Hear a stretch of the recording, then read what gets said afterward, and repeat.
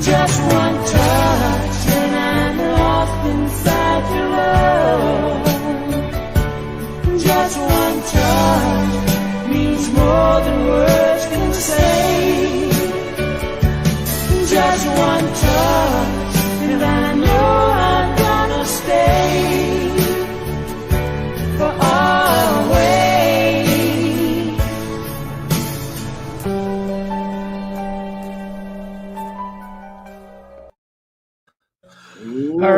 All right. I hope everybody likes the background for today for Joey, the Flat Earth. I thought I'd give the background just for Joey. So hopefully that works out. Joey is getting some stuff ready. He's getting some videos and stuff to jump on. So that's going to be great. And I found some questions. Good. 10 questions that you're supposed to ask. Drill that bastard. So drill him. Well, some of these questions, I start reading some of them, right? And some of them might sound silly, but these are the questions you're supposed to ask a flat earther. So I'm going to ask some of these questions. Now, I know some flat earther who's been there forever probably think some of this might be silly, but maybe these questions aren't silly for people who never really, never heard of flat earth. Well, they're there. I mean, there's a lot of questions. Let's face it. I mean, indoctrination for people, including myself, including a lot of people, you've been subject to fucking lies for so long until you do the research and see the data or whatever the fuck it is. You don't know. So those questions are relevant, man. Even the basic ones. Yeah. Like basic is basic. And as long as Flat Earth has good soldiers with good information and good data, that's how they're going to battle. They're going to battle with data.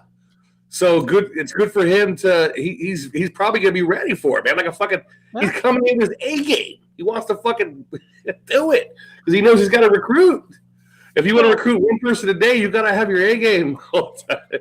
You know what's cool is, we did the show on Friday with them. It was the last hour of the 3-hour show, and I thought that maybe some people, there's people who watch the beginning of a show. But they don't watch, all of it. They watch what they can. Yeah. So yesterday I decided to reload just the hour with Joey. And I was shocked on how many views it got and how many people in the comments didn't even know we did a video with Joey on Friday. And I thought that was perfect. That's good. That's good. So Joey's going to be coming on in a little bit, guys. So before we go with Joey, until he jumps on, how did everybody's on the show Friday or not Friday? I'm sorry, on Tuesday. Yeah. Know that you were helping somebody at a hospital about awakening. Still locked up. How'd that go? It's good. Locked up. Locked her up. Locked the fuck up. Yeah. Locked up. How did she get locked up? It wasn't from the parents, right? Because you said the parents were actually Mandela effect. Well, the parents have the effect. However, we're still at the beginning stage of this, and within a small minority of people, who's going to fucking believe the parents? Now, the parents will have this. Well, you can't have this child taken away from because the child's older than 18. So, but still, it's concerning that if you can't have the parents all of a sudden start spilling out, the parents will be supportive when the child gets out. However, you can't. They got to lose jobs too. I mean, this is a touchy subject. People with a mental effect, they're going to lose their fucking careers. I can't get a fucking job. I can't. I'm so fucking far gone. My videos have been out for so long. I've done so many crazy goddamn things. I'm getting people off drugs for free, and I can't get a job. I can't walk into a place and say, I'm going to get people off drugs here. I've got the qualifications. I went to school for archaeology, anthropology. I have all the qualifications. I'm going to start looking at all these things, blah, blah, blah, blah. Fuck, no one's going to give me funding, man. I'm homeless now. It ain't no going back. But some people have to keep their fucking mouths quiet, man. They'll lose their children. They'll lose their fucking kids to this state. You could lose your job. You could fucking lose a lot. These fucking people will take shit away from you. It's designed for that. Go to prison. United States is designed for prison. The Clinton administration, the Clinton Führers own all the prison systems, and they're designed to put you in prison. You're supposed to go to jail. So all the laws are there to get you in prison. So everybody's locked down like a good little snake. I mean, it's hard to get a job right now, especially, we're getting older. I've been laid off, and I've been putting in 5 to 10 applications a week, all the way since November, and I only had 2 interviews. And Dude, I have manager experience. I have supervisor experience. I have all this 15 years of cable experience. Yeah. But it's like everybody wants the new and young, the people that they can brainwash their way of thinking. Yeah. Well, if they look you up, dude, if they look you up, they're going to find your fucking videos, man. They could. They might be. I can't walk into a place. I could try to get a job. They're going to say, oh, here's the crazy fucker. Oh, not only is he a Mandela affected fucking guy, now he's a flat earther. This guy should just be locked the fuck up. Yeah, we should lock up Joey. Joey should be locked up. I can see. What's up, fellas? we're just chatting away. So welcome, Joey. I think last Thursday was a blast that we had you on. And I don't know if you noticed, yesterday I reload just the 1 hour we had with you, and I was amazed of how many people watched that video, the one with you, and making comments like they never watched the one on Thursday. So that's why I did it. So thank you. So hey, Joey, what I did was, don't laugh at me or anything. I found 10 questions that you're supposed to ask a flat earther. You're supposed to ask. Some of these might sound silly. I don't know. But these are the questions that I found online that I'm supposed to ask. Now, some of these I know you might have asked on Thursday, but if you don't mind, I'll just go ahead and start and ask these questions with you. Absolutely. Now, I know you can't tell in the background. I put a flat earth background just for you. Oh, thank you. I appreciate that. I was going to ask you to. I appreciate that. And then also, before we get into the Q&A for that, brother, which I'm excited to do, a little bit later in the show, you guys, are you able to play a couple of short videos that I have ready for our show for later? Of course. Yeah. Okay. Ask away. And shout out to the chat. I love everybody in chat. Brian Stavely's balls are full of helium. They will never let us down. Everybody in chat, I love you guys. Robert T, Eric, Gypsy Road. You know what I mean? I love us all. But yeah, go ahead and ask some questions, Gypsy Road. And remember, you guys, any question's a good question. And if you can't answer a question, then you don't belong talking about a topic. And you should be able to answer it to a third grader and simplify it. You know what I mean? So that's what I have to say. So yeah, ask away. How about this? Right before I ask these questions, now let me so people who, in case somebody doesn't know you from watching this now, you've been in the community for 5 years, and you've been mostly on Facebook. You are transitioning a little bit over to YouTube, which I subscribe to your channel, but most of your information and input is still on Facebook, correct? Yes. Okay. Now, before Facebook and the 5 years, when was it for you when you're like, something is really different here? Something is different. I know you were into flat Earth before Mandela effect. So when was it what caused you to do a Facebook on flat Earth? What was it for that 5 years? Just so people get to know you a little bit more. So what caused me to be like to look into flat about promoting flat Earth? Yeah. Well, it's because this. I found out a while back about 9/11 being a controlled demolition, and so that was kind of like my first truth. My first truth, and it's a big deal, right? That's huge. I mean, that's crazy, right? Anyways, I brought it to other people's attention, and people did not want to hear nothing about it. I wasn't a truther then. I just found out about 9/11, and I thought it was interesting for other people to find out.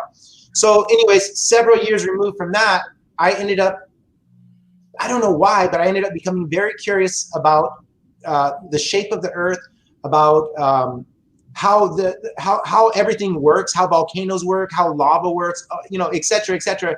And then I came on to the fact that the Earth is actually flat and that all of our ancestors thought this.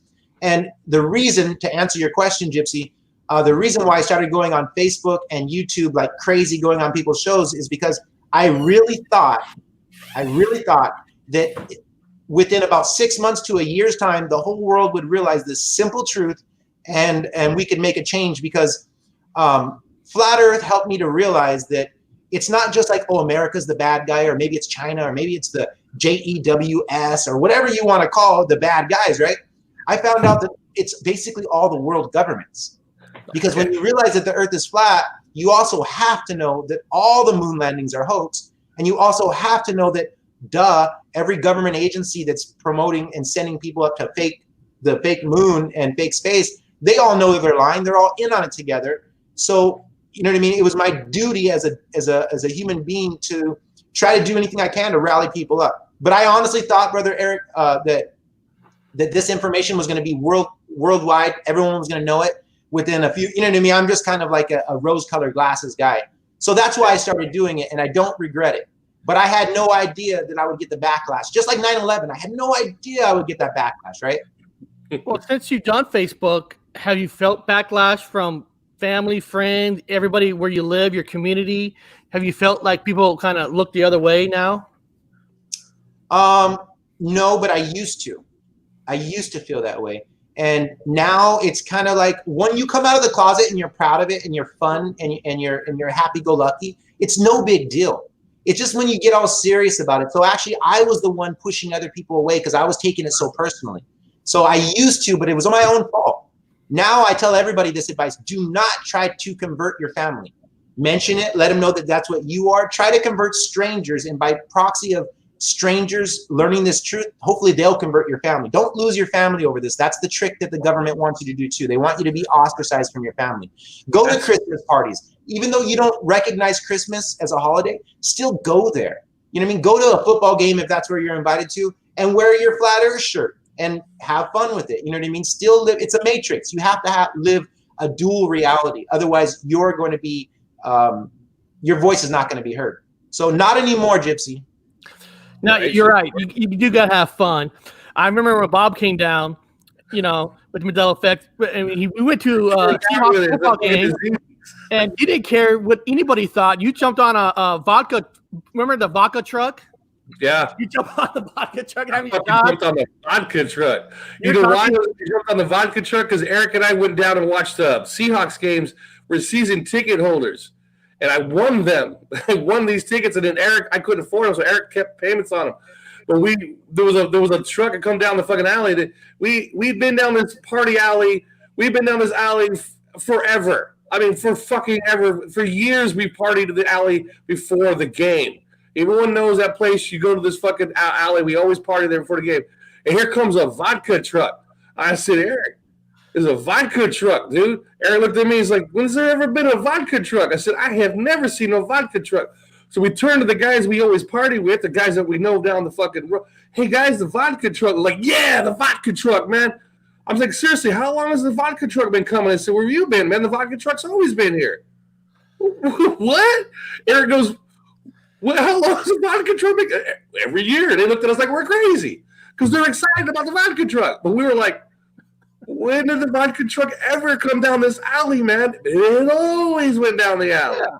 What man's going to give up free vodka shots? So instead of being fucking shocked, we just jumped into the vodka truck and did a little bit of defense. And, hey, the vodka truck's always been here. Just like what you're saying, Joey, Bob was talking Mandela effect with people he never even met out in the open like nothing. So like you said, you get to a point where it doesn't matter where you're at. Fuck it. Yeah. It really doesn't. Crazy or not. Yeah, it's you. Like for me, I work in construction. I hang sheetrock, so I work with a bunch of people that like to fight. They literally like to fight. They're, you know what I mean? That's just how my job is. I talk about flat Earth all the time, and I'm happy-go-lucky about it. And that's the saving grace, you guys. Just be joyful about it, or funny about it. Like for example, if I'm on your show right now, and Brother Robert were to say, "Flat Earthers are idiots," I can just laugh and say, you know what? A lot of people say that, brother. I get it. You know what I mean? Just don't take it seriously. Yeah. Don't take the approach of, oh yeah, you think I'm the idiot? Well, explain this then. You know what I mean? You're basically, I would be confronting Robert as opposed to being the more mature person and laughing it off, right? Yeah. Yeah, that's the first half. Flat Earth is your vodka truck. I mean, it's like it wasn't a bad thing. I mean, so Flat Earth isn't a bad thing. If you think about the logistics behind it, it's not a bad thing. A vodka truck coming down freaking alley before the game starts for free vodka isn't a bad thing as a Mandela effect goes. So let's not hate everything. Now, who's ever watching this, if you're not a Flat Earth, guys, just listen to the information we're about to talk about here, and then just take that information and do research, study it. And we're not trying to force anybody on Flat Earth, but I'm just trying to give out the information for people who know about Flat Earth. So now these are the 10 questions. Now I'll go one by one. Like I said, some of these you might already answered last week, but oh well, who cares? Hey, Gypsy, real quick before you do that, I'm a Mandela effect person too. So everyone who's watching, who's into the Mandela, me too. I'm into Mandela too. There's a lot of truth. My favorite community is actually the Mandela effect community, even though I'm a flat earther, because the Mandela community is the coolest community. You know what I mean? It's like the most open-minded community is the Mandela community. I'm the opposite. I like you guys. I switched from the Mandela effect to I like you guys. I jumped on not you guys, but I just being introduced to the flat Earth community. I really enjoy you guys. We're all one. We're all one. We're all one. That's the thing. Vaccines, all that stuff. It's all the same. Yeah, that's what's great about this. Even this show, trying to bring all the communities together into one.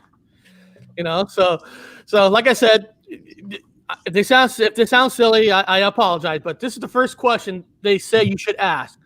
So you say Earth is a flat disk surrounded by ice, and that all of the ice is Antarctica. So then how could many explorers cross the continent in the past? You mean is the question asking how are they able to circumnavigate? Is that what they're trying to basically say, you think? Yeah, I guess it's saying that the Earth is surrounded. If the Earth is surrounded by ice, that is Antarctica. So then how could many explorers cross the continent in the past? So everybody who went around the world in the past, I guess it's asking. Good question. It's a good question. It's a great question. So here's the simple answer for everybody to make perfect sense. Take the globe that you see, just take the regular globe that's been circumnavigated, right? And then just in your mind, take a picture of what it is. On the uppermost part is all the continents. And on the last 30% is Antarctica. There's just Antarctica, right?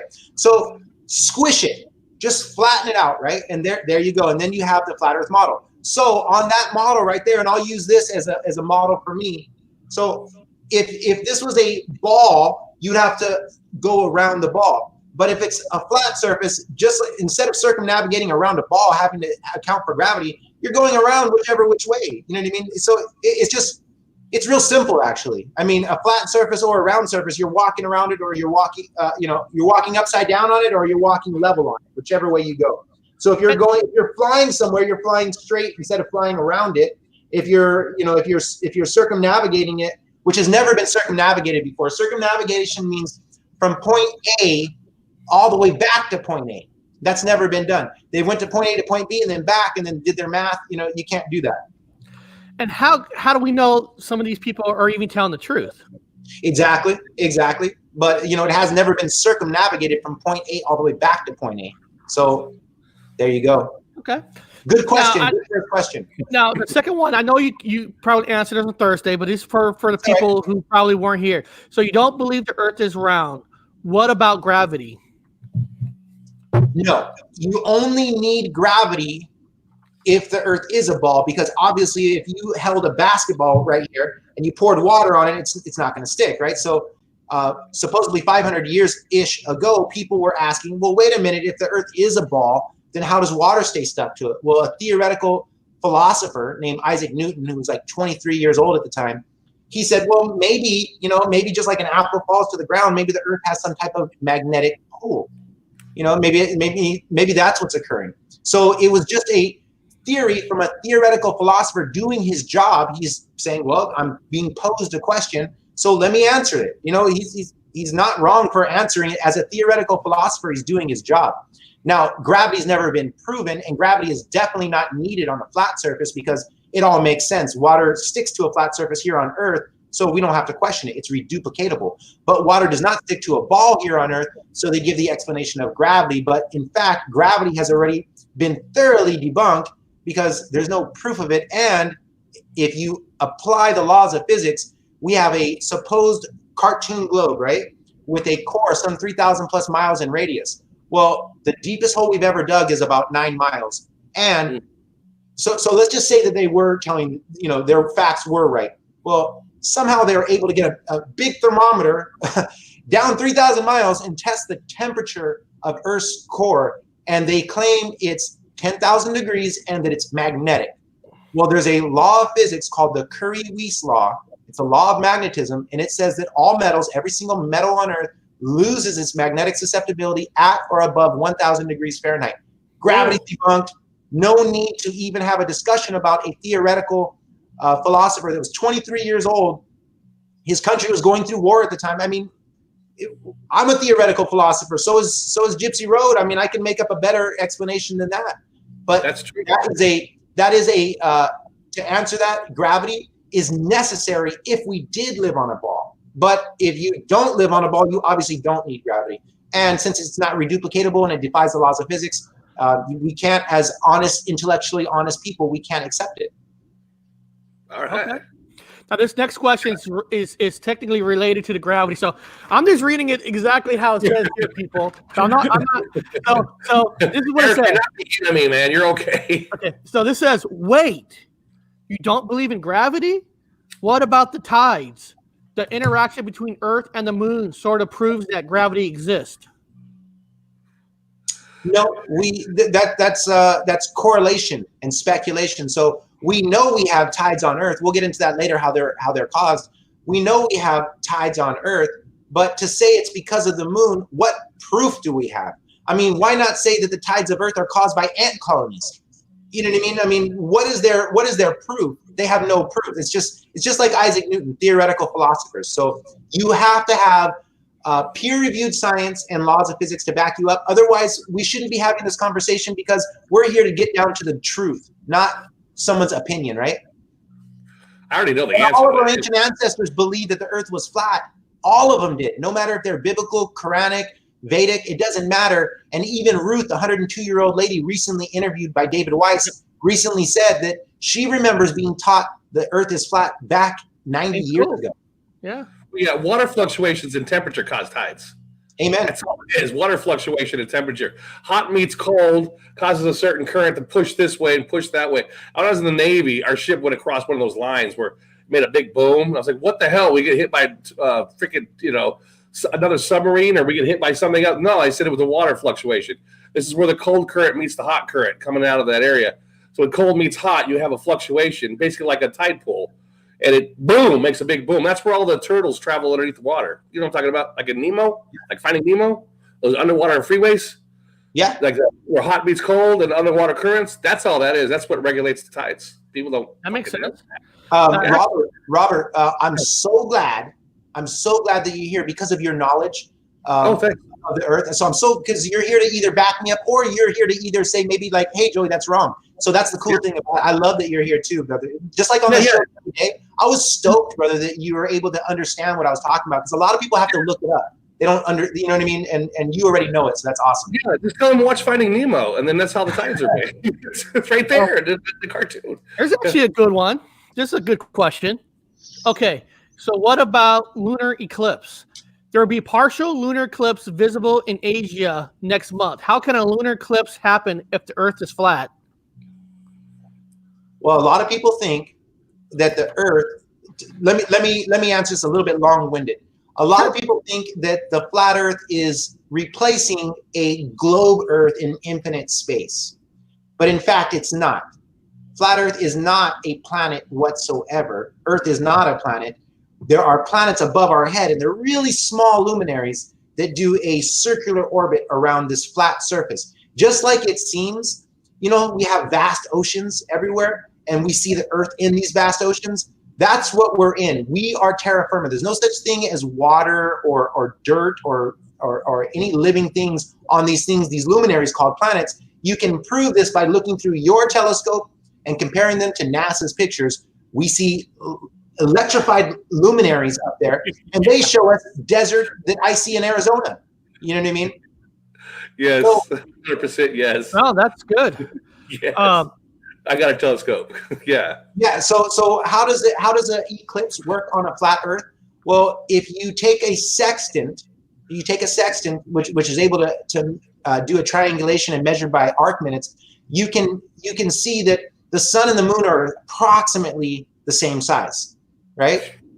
So as the moon covers the sun, you're going to get that ecliptical point, and likewise when the sun's covering the moon, because the way that the flat Earth works is also like a planetarium. You know what a planetarium is?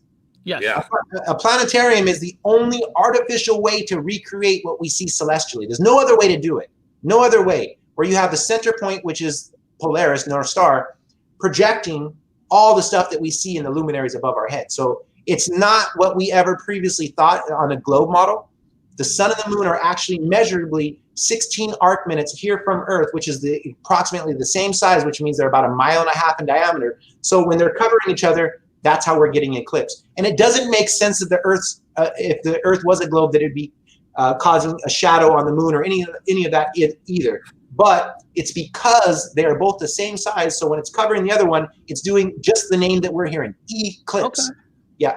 Before I go to the fifth question, there's a question that came from the chat. I'm trying to look for, even more questions. This person wrote, how about star rotation at the poles? That's cool, man. That's a cool one. Go for it. I'm not sure what they're asking about. There is star rotation, but are they saying how is that possible on a flat Earth?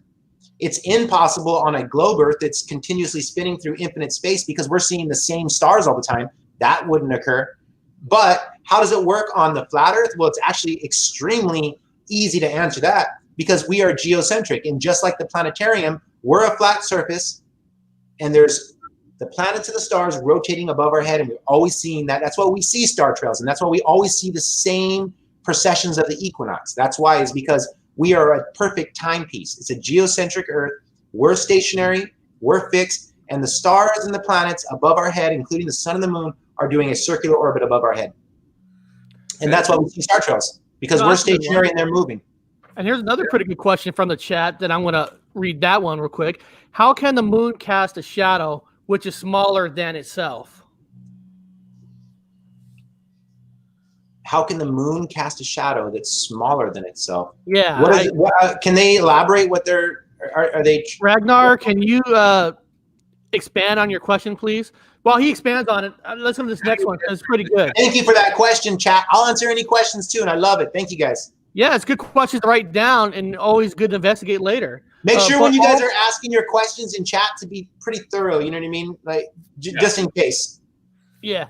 This question 5 is kind of related to the 4 by the lunar eclipse. So number 5 is, but all the other planets in the solar system are round.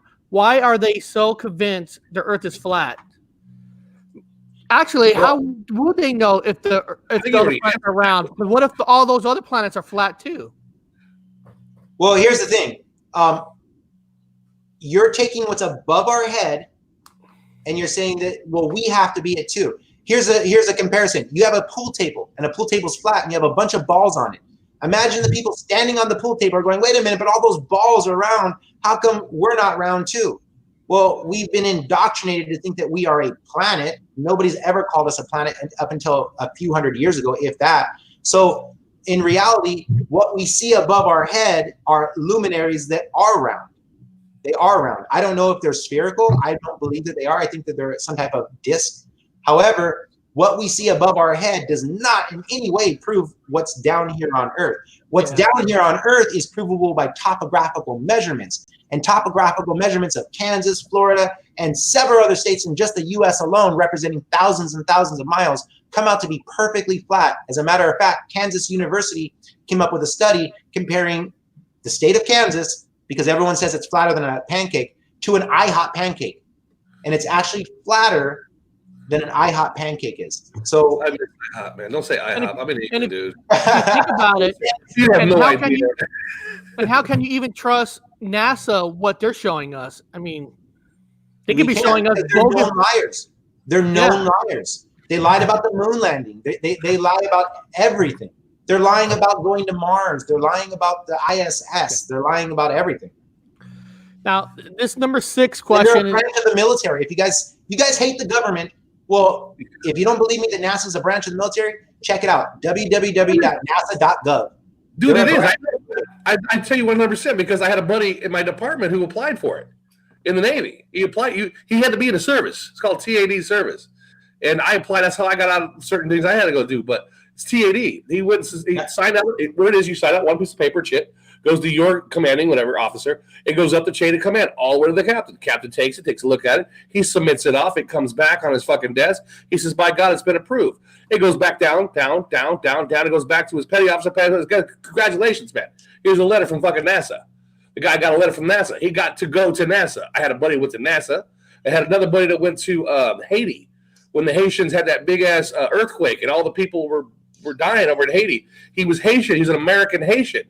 He's Black American Haitian. So he went to UN, the UN. So he was part of the UN forces with the little blue caps. Yeah. They wear the blue cap uniforms. That's a uniformed professional fucking group too, the UN. So Americans can go to the UN. They go to NASA. They even go to the CIA. So yeah, absolutely. Yeah. And I apologize, people in the chat. There's so much information coming from the chat. I might be missing a lot of questions. So I'm trying to do the best I can to mix questions. So I apologize if I miss your question. By the way, if you get TAD, you're also under orders. That means if you reveal information, that means you go to prison. You understand that? No. You guys understand that? That's treason. So if you were assigned from the United States Navy and you went to work for NASA as an engineer, but you're technically still being paid by the Navy, you're under contract with the United States of America. If you reveal that information, you in fact are committing treason and go to prison. Here's a good question from Joseph Smith. Why is the moon not visible in China at the same time as U.S.? It's for the same reason that the sun's not visible in China the same time that it is in the U.S. Like I said earlier, it's the same approximate size as the sun. And as it does its circular orbit around the Earth, we can't see forever. You can't see forever. That's just a fact. So once it's a certain distance away, you can no longer see it. Okay. Now, let me read this number 6 all the way through. Ferdinand, I'm sorry if I'm saying this name wrong, Ferdinand Magellan once traveled around the world in a boat. He started at one point and returned to the same exact point. The U.S. Air Force has done the same thing, but with an aircraft. Isn't this proof that Earth isn't flat? No, the only way to prove that the Earth is a globe is if somebody or a team or a crew were to start and do a straight line from point A back to point A, going over land masses, going through waters, and making sure that they're doing a straight line and returning back to the same point or the same approximate point. That's the only way to do that. Plus, these stories from what year is this story supposedly from? How do we know there's any validity whatsoever to his story? Remember, guys, we have to prove facts, things that are proven here. I never even heard of this name before, to be honest with you. Yeah, Magellan. Yeah. Yeah. That's what we were taught that the Earth is flat. Yeah. And that the Earth is a globe, and that astronauts went to the moon. And Magellan, all in the third grade. All in the third grade. That's when they did it to us. Yeah. Okay. Good question. 7. Good question. Ooh, number 7. This is kind of a conspiracy theory. I think we're getting into. A lot of countries have sent out satellites that orbit the Earth. Russia and the U.S. have the ISS. And from all these photos, we can see around Earth. Why do we still insist that it's flat? Good question. Good question. So to the person or people who are asking that question, first I must ask you this. Do you believe we went to the moon? Most of them are going to say no, but yet they'll still believe in the ISS. So for those of you that say no, which is the majority of the population, most people think that we didn't go to the moon. So if you know that we didn't go to the moon and they're showing us a view of the Earth being a globe, well, then do the same research that you did on the moon landing hoax and look at the ISS. The ISS is a hoax and a half, folks. It's an impossibility what they're claiming is occurring up there. So the pictures they're sending us from the ISS aren't real pictures. It's the same exact thing as a moon landing. If you think the ISS is real, check this out. people who are in the military, who are in who work inside of submarines for long distances, they know that they have a huge area where they have like machinery to build stuff on demand because they have to supply their own oxygen in there, and they can only last a certain amount of time. How is the ISS supplying oxygen for these people that are up there for this vast amount of time? And if they are doing it, which they're not, why aren't they sharing this technology with the Navy here on Earth? You know what I mean? So they're able to stay up there for 666 days. What a weird record, right? 666 days. So it's all BS is the answer. And you know, I know that people would like an explanation to that, but honestly, the ISS, the moon landing, Mars rover, they're all a story. It's all fiction, folks. Just like 9/11. Look, the government still claims that 9/11 wasn't a controlled demolition. Well, I'm here to tell you for sure it was some type of metal-eating termites that are called thermites. You know what I mean? So it was a controlled demolition. Yeah. Yeah, I don't know if this one's really a question, but somebody wrote east to west circumnavigation is not the same as north to south circumnavigation. I don't know if this is as a question or he's just because trying that's a flat earther. Fractal escape is a flat earther, and basically it's like this. So if you were to circumnavigate, I'm guessing this is what they're talking about. If you were to circumnavigate, depending on the direction that you circumnavigate, remember the Earth is supposedly spinning at some 1,000 plus miles per hour. So I think that's what they're referring to, which obviously the Michelson-Morley interferometer experiment and the Michelson-Morley interferometer experiment and other interferometer experiments that were conducted showed not 1 ounce of movement of the Earth. The Earth is not moving whatsoever, and an interferometer is the most sophisticated motion detection machine that we have. It's even more sensitive than a seismographic machine. And look, the Earth is supposed to be rotating at 1,000 miles per hour. They detected not 500 miles, not 1 mile, zero, no motion whatsoever. Elwood Morris wrote, I want to know how you can possibly see the light on the ISS from down here through the dense air, but you can't do that with an object down here. Is it supposed to be the same distance away? Is it? It is? I'm sorry. Let me read that again. I want to know how you can possibly see that light on the ISS from down here through the dense air, but you can't do that with an object down here. Is this supposed to be the same distance away? Well, yeah, I'm not really sure what the how to answer the question the best, but yeah. Well, let's go to this next one. Yeah, well, let me just say this, just in case I interpreted it correctly. If you are seeing a light that they're claiming is the ISS, well then please, because I've done this challenge for 5 years, please somebody, anybody, and I'll shut my mouth forever, take a picture, an amateur picture of this supposed ISS, because people tell me all the time, Joey, I've seen it and I've taken pictures of it. I'm like, oh really? Can you submit it? Because I'll pay you. I used to have an offer where I pay people $500, right? Whoa.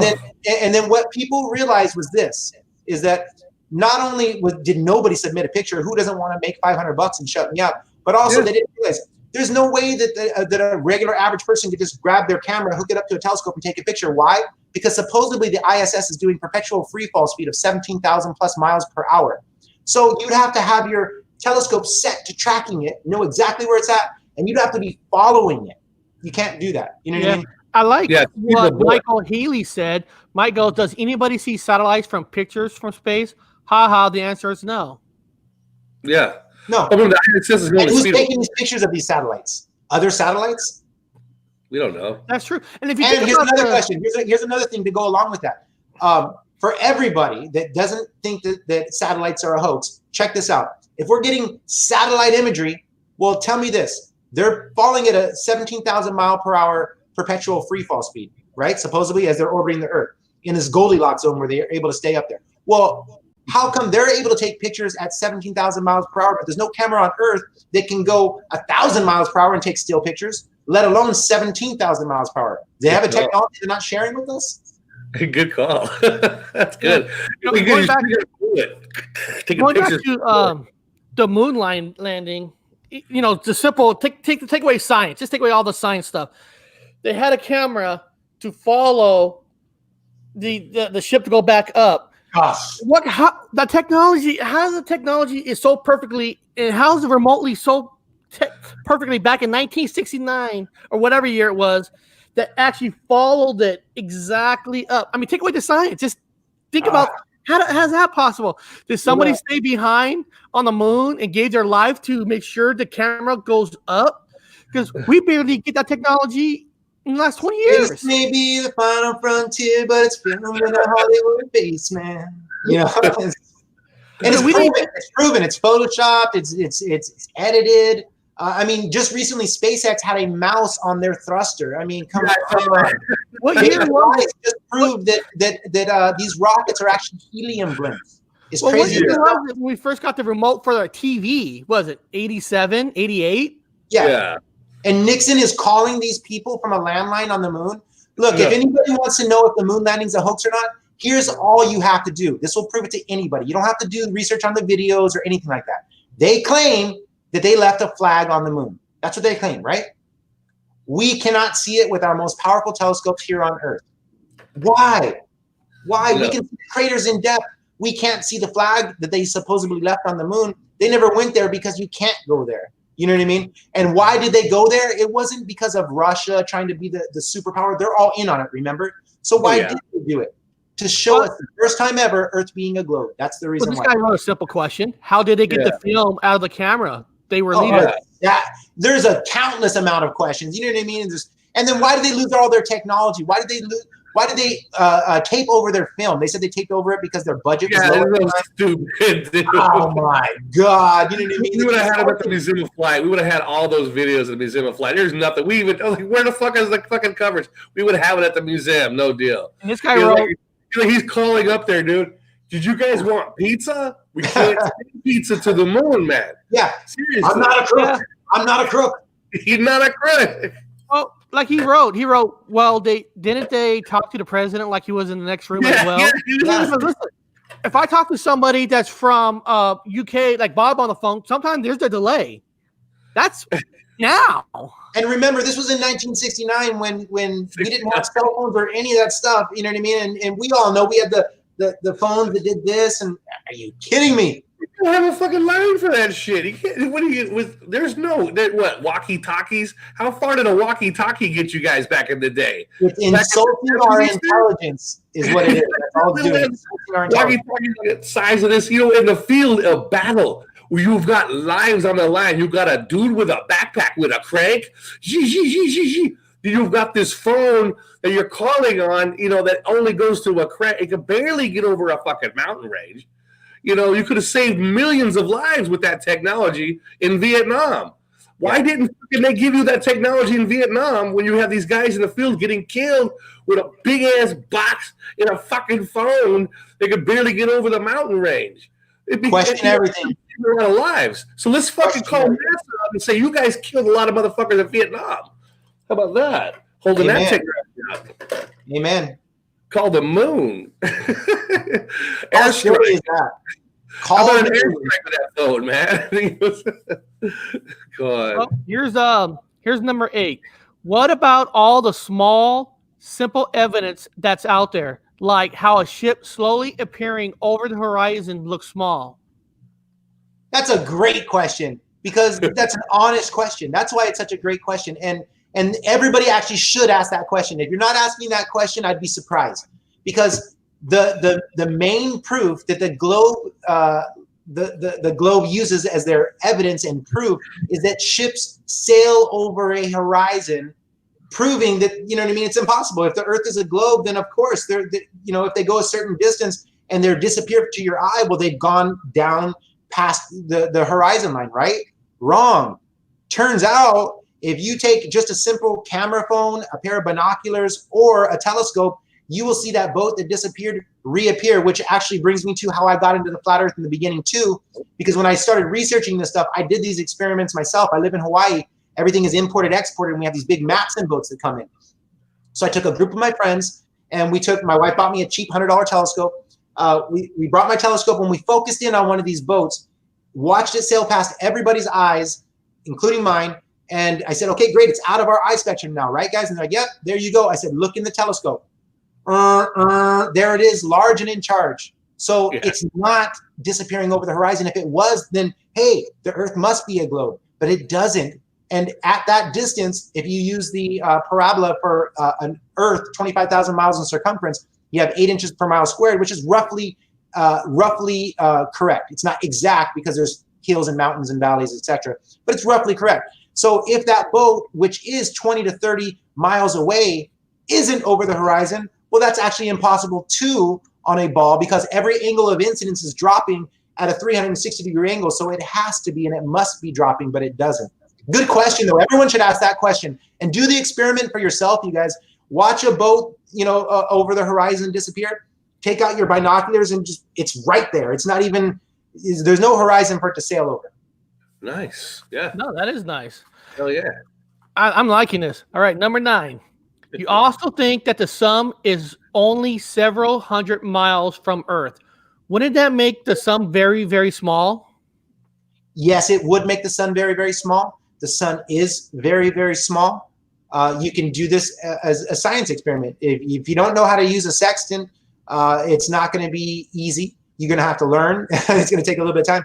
But you can do calculations. There's sextant calculations for you.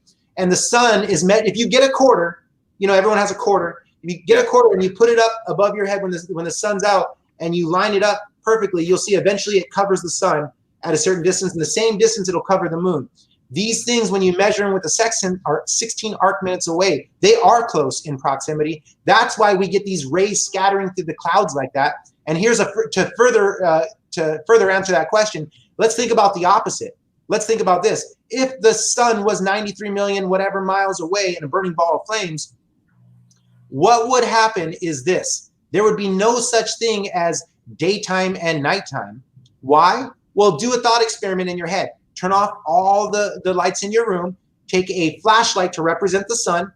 Take a basketball to represent the earth, and shine that flashlight on the basketball. What you will see is, it is lighting up the earth, but it's also lighting up a big portion of the rest of the room. We don't see the night sky illuminated in certain areas. We only see pitch black, or we see daylight. So it's an impossibility. And that same ideology goes along with the moon supposedly being Earth's casting shadows on it to give its waning and waxing phases. Yeah, Joseph wrote, why does the sun set in one part? Why it is rising somewhere else at the same time? Yeah, well, it's because on the flat Earth map, we're a flat disk. We're a flat disk. So as it goes out of your vision spectrum, it's going into somebody who is closer in proximity to its visual perception. So they're able to see what you are able to see, and now you're no longer able to see it. Just like if you were in the ocean, you saw a ship coming towards you, and it sailed away, and Gypsy's on one side and Robert's on the other side. Well, eventually you're going to see it going away, and then Robert is going to slowly see it coming towards him. So that's the answer why. Yeah. Okay. Well, what does this one say? Things disappear bottom first because they are occulted by the rising optical plane, and then from angular resolution. Yeah, it's just getting deep. Fractal escape is just getting deep. Basically, it's like this. To layman's terms, is this. So when you see a little bit of the hull of the ship that you can't see visibly, which doesn't mean anything because you can see that ship the same way from a distance, it's because the water has vapors that are rising above it. Yeah. And a telescope is basically a microscope, if you will. So it's using a series of mirrors to amplify an object. It's also amplifying all the atmosphere. And water vapors have a lot of atmospheric refraction and conditions in them. So that's the layman's version's term of why. That's correct. That's the same thing in the desert. Same thing in the desert. That's what mirages are, guys. You see the waves in the desert, people. So you got a buddy. Now, if you got a buddy going for water, and you're like, dude, we're stuck in the desert. There's no water there. He says, fuck you, I'm going to get some water. And as you walk up and walk away, as soon as those waves hit, this guy starts to vanish. He literally is like going into the ground. He's going over a fucking turn. You could be you're in a desert. There's no ocean. That's pretty basic. Watch a motherfucker walk out in a hot desert. You're gonna see him look like he's walking into the ground. And I've seen it. This guy, is he walking over a bend? Is he walking down the mountain? And we're told like no. In special operations, there is no downside of the mountain. He's walking. Right. It's the same concept as the water, with the waves, the heat waves coming up. It's a mirage. So as he walks further out, it looks like he's going down, but don't get excited because he ain't going down. He's walking flat. That's why he disappears. Yeah. Same kind. Good call. And you know what? People ask all the time too. You know, along those lines, they go, "Well, then why can't I see forever if the Earth is flat? You know, why can't I just go, to some area and see something that's with my telescope, right? Because a telescope can amplify, right? Well, remember the things that we're looking at up in the sky. As the atmosphere works, it gets less and less and less dense, where it's more clear air. That's why you can get great imagery from a mountaintop that's above 13,000 feet up in the sky.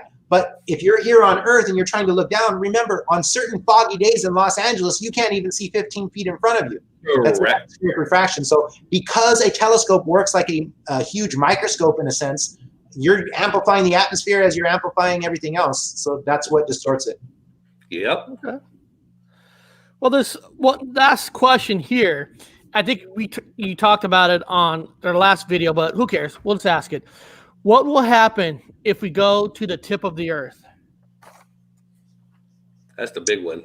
What will happen if we go to the tip of the Earth? Tip of the What Earth. will happen if we do go here in the ice area at the end? Always that question. Good question. Good question is basically begging the question of what is the edge? What does it look like? And what's beyond it? Kind of like that. Well, speaking of the government, there's a treaty called the United Nations Antarctic Treaty, and all the militaries of the world are working together in cahoots to supposedly protect Antarctica, where only government scientists are allowed, and they're forming a circle protecting us from even going there. So we would have no idea. I could only speculate because the United Nations Treaty was back in the 60s.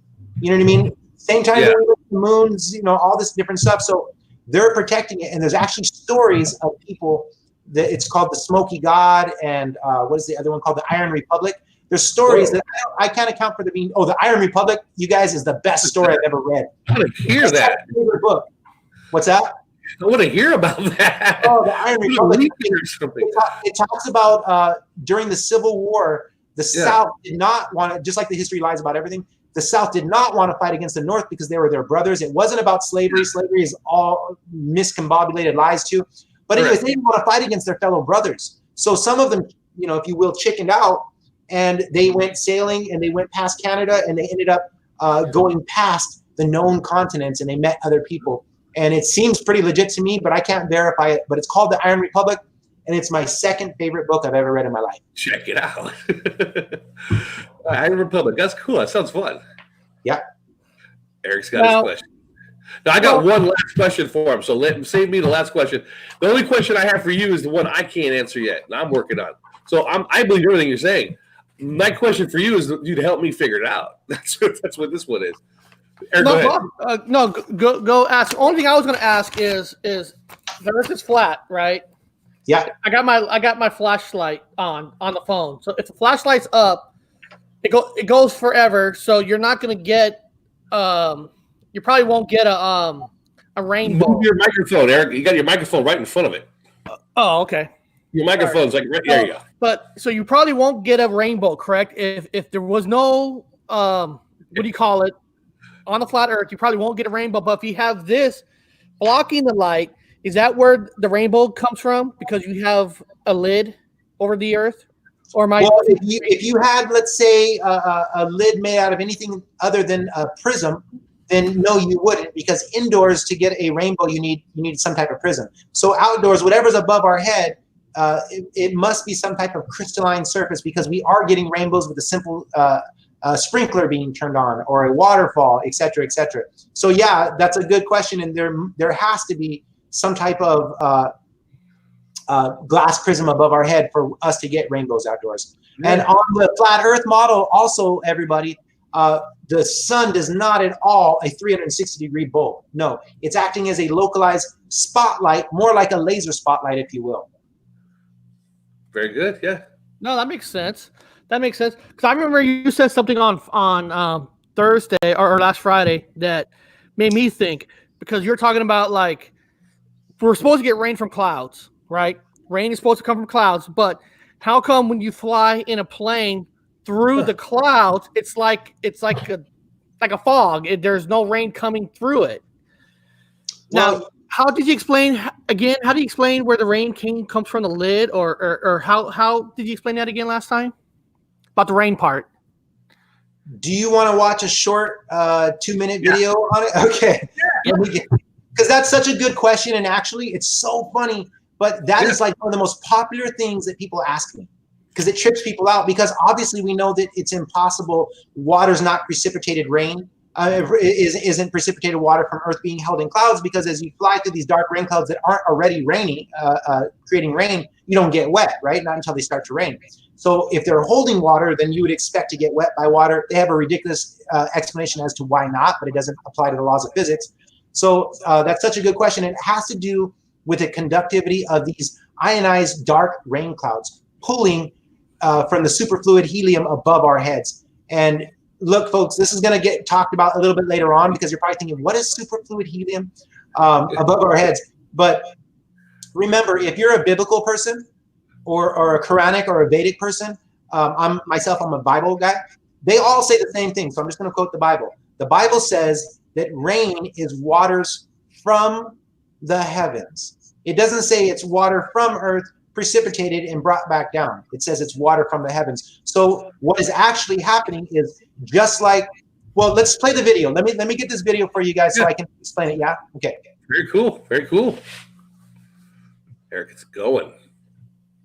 Now, did you send that to me, or is it on your computer? I'm going to do it right now. Do you want me to do it through the StreamYard? Yeah, do it through the StreamYard. Make it easy. Okay.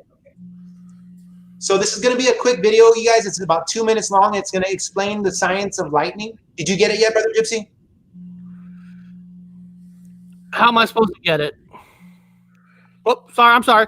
My fault. Knocked you out by accident. That's okay. If you didn't get it, I'll put it in chat too.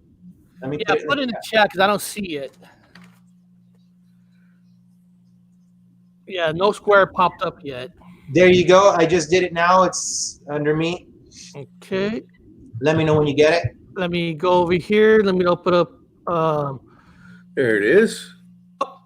And if I could, I'll set it up first before you play it. It's only 2 minutes long.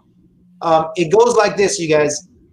Lightning is created from these dark rain clouds that are passing over Earth, sending down a downward, what they call steep leaders. Invisible to our eye spectrum, but it's still sending it down, okay?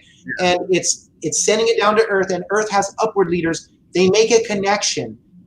That's when we hear this sound that goes kind of like a crackle. When that connection is made, it forms an invisible plasma tube that is a connection to Earth, allowing Earth's stored electrostatic energy to be shot upwards. So that's from the clouds. Likewise, once you see this video, you'll understand that's true, that lightning shoots up, not down.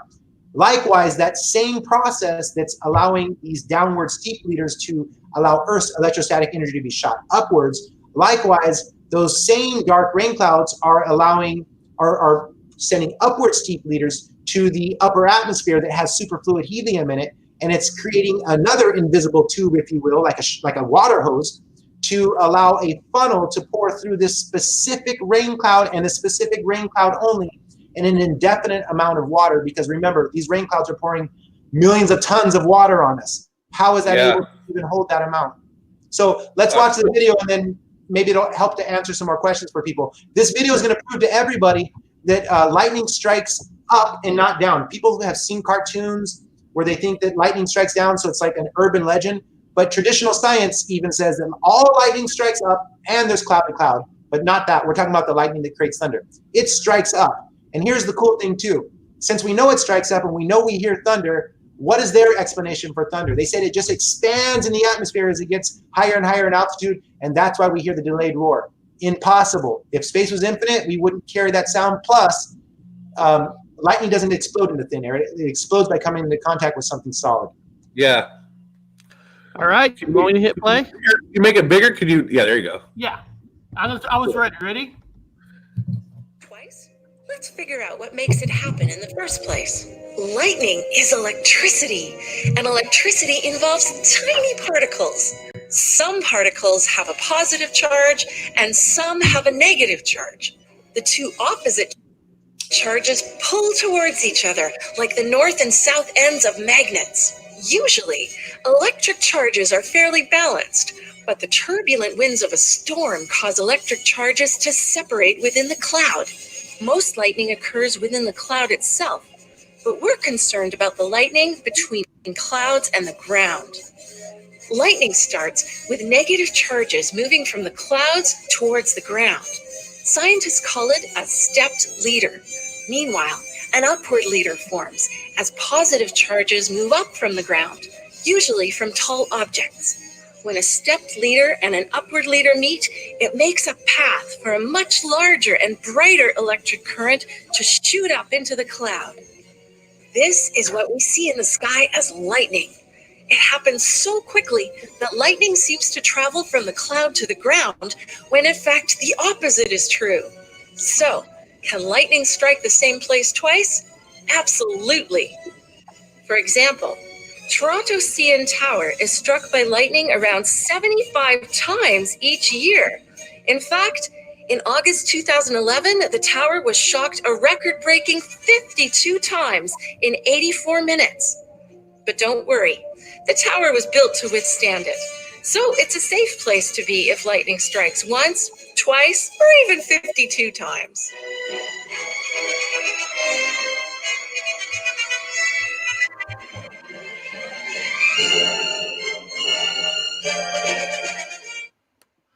Can lightning strike the same place twice?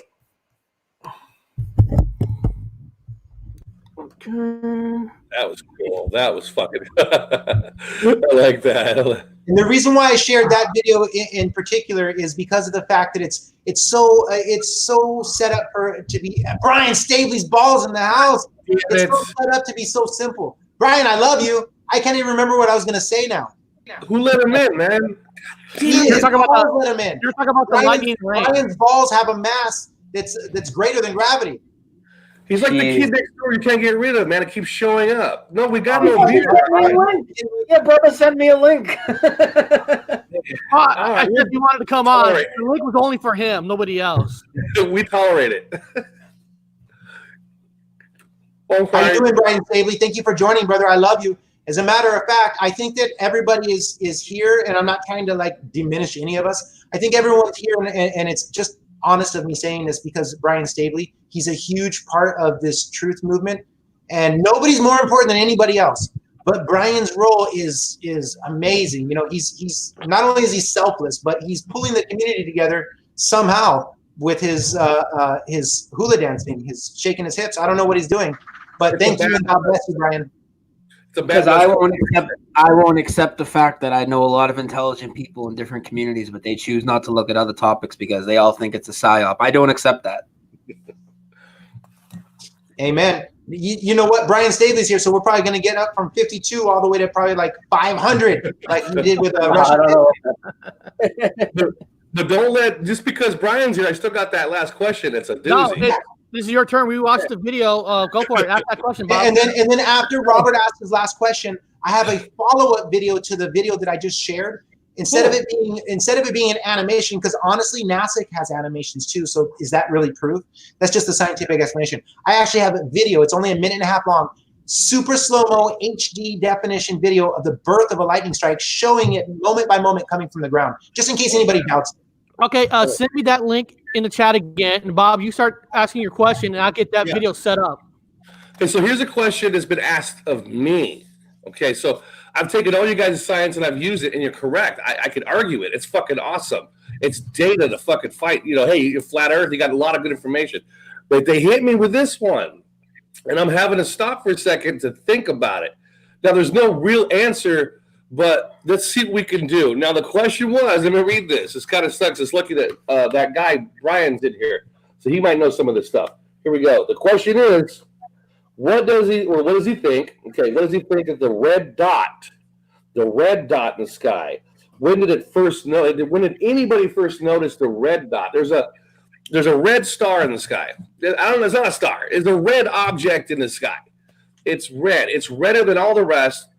I've even taken my freaking telescope and looked at it, and it has a dingy orange. When you look through a telescope, it changes colors. That's the weird part. It changes colors when you look through the telescope. So it's to me, it's part of trying to answer the question, by the way, because I'm on your side. Somehow, red would be the color it's not admitting. It's the opposite. So the missing color would be red to me. I'm trying to figure it out.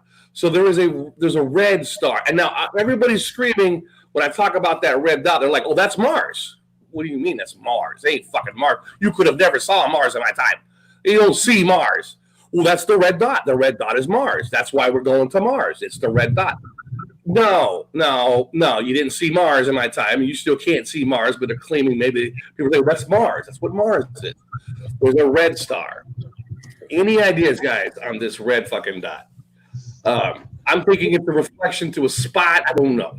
I'm not trying to belittle us, but I'm trying to troubleshoot, as we put it. Let's troubleshoot this motherfucker.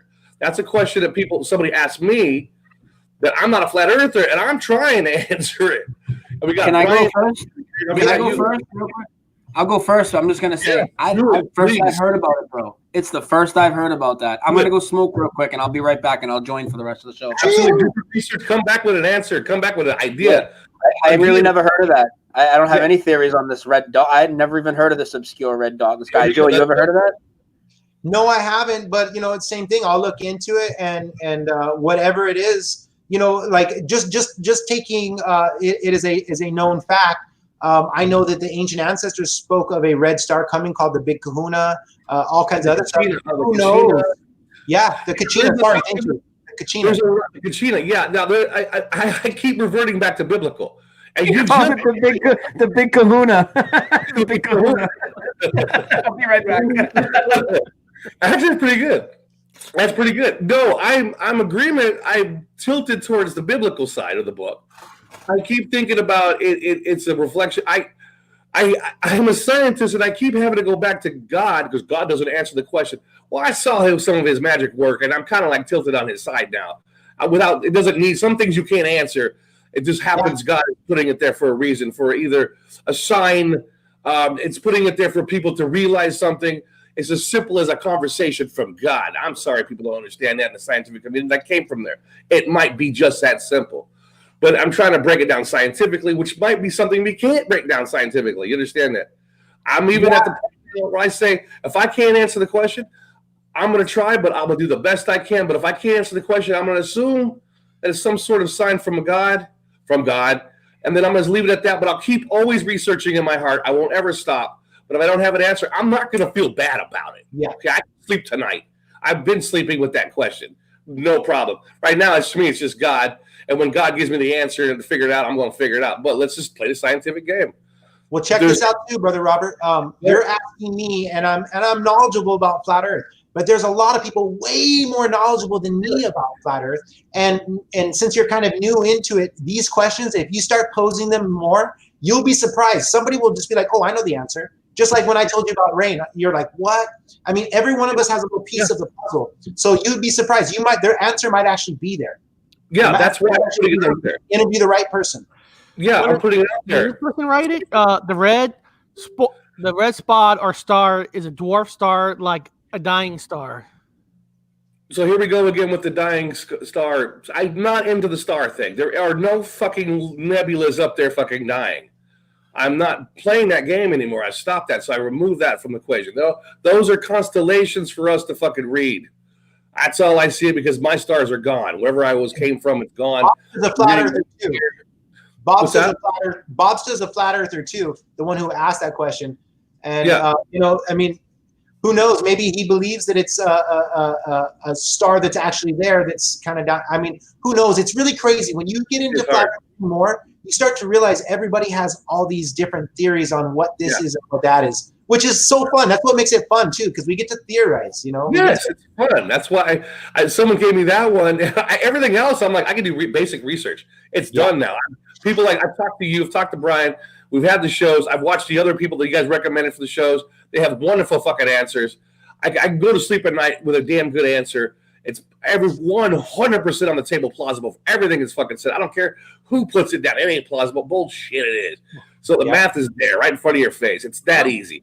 Mm-hmm. But then they put this one on me, and I'm like, what the fuck are you talking about? And I remember seeing it, and I look up at it, and this is before the flat earth thing came to me. So I'm like, what are you?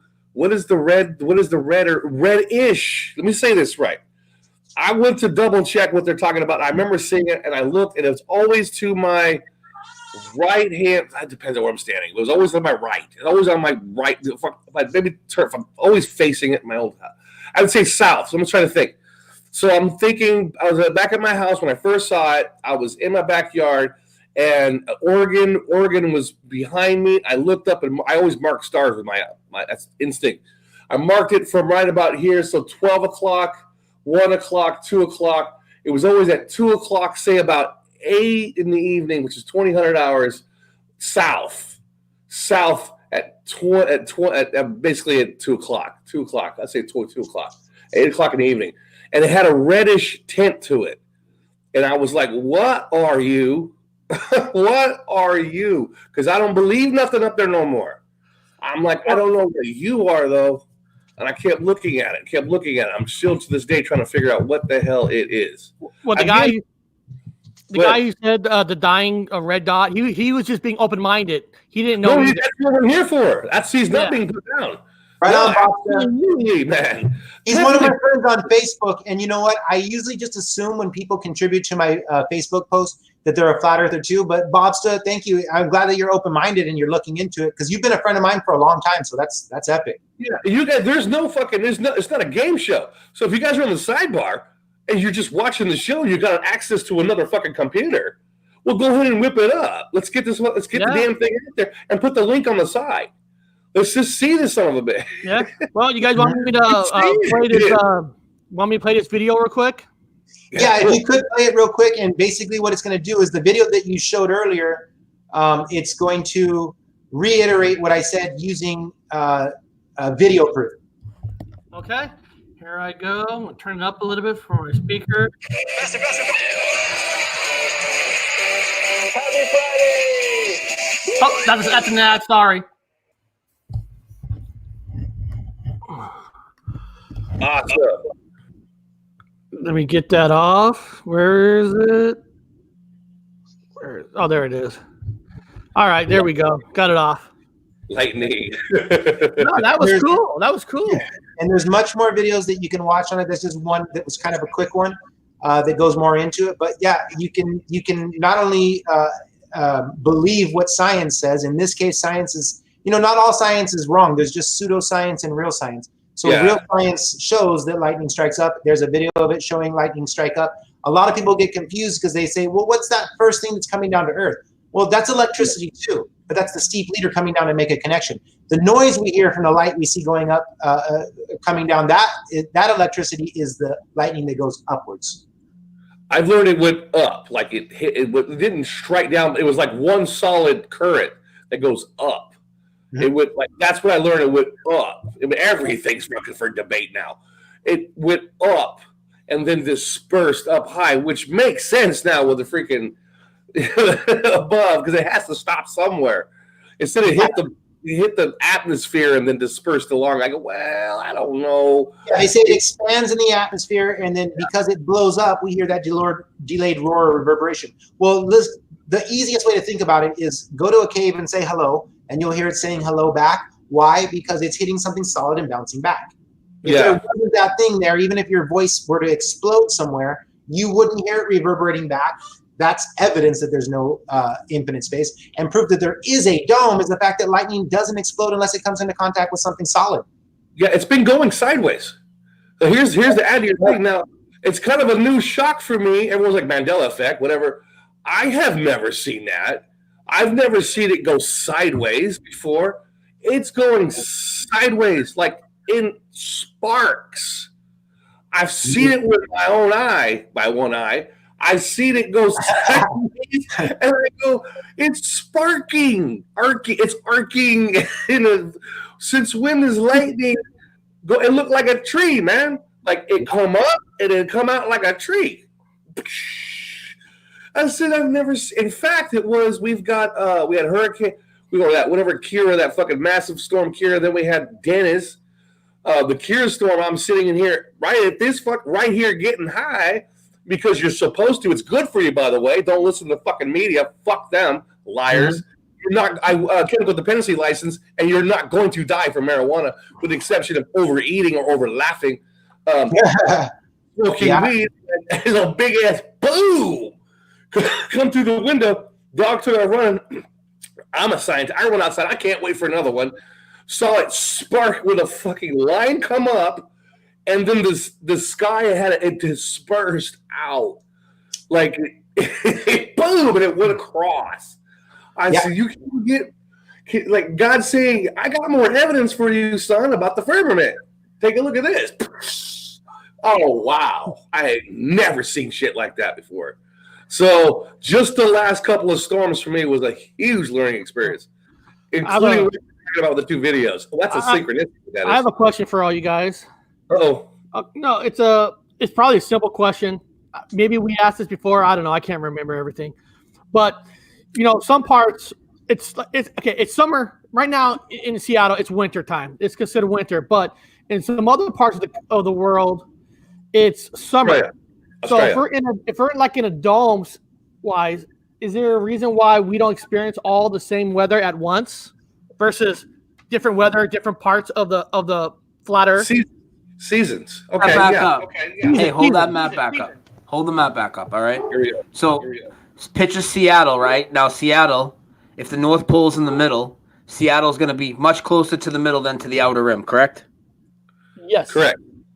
Picture where Seattle is on that United States. It's getting close to the center of the picture, right? Okay, so in the summer for the south, the sun is circling around the outside. And as that tightens, that circle tightens as the sun comes into the north, that's our summer. So the sun right now is making larger laps like this on the outside. And then it's going to tighten up. And so like in July, it'll be tighter in this way. Oh. Just farther away. Okay. So it circles above in a day, right? But over the year, it widens. So in our winter, the sun is farther. It's making its circles around the outer part.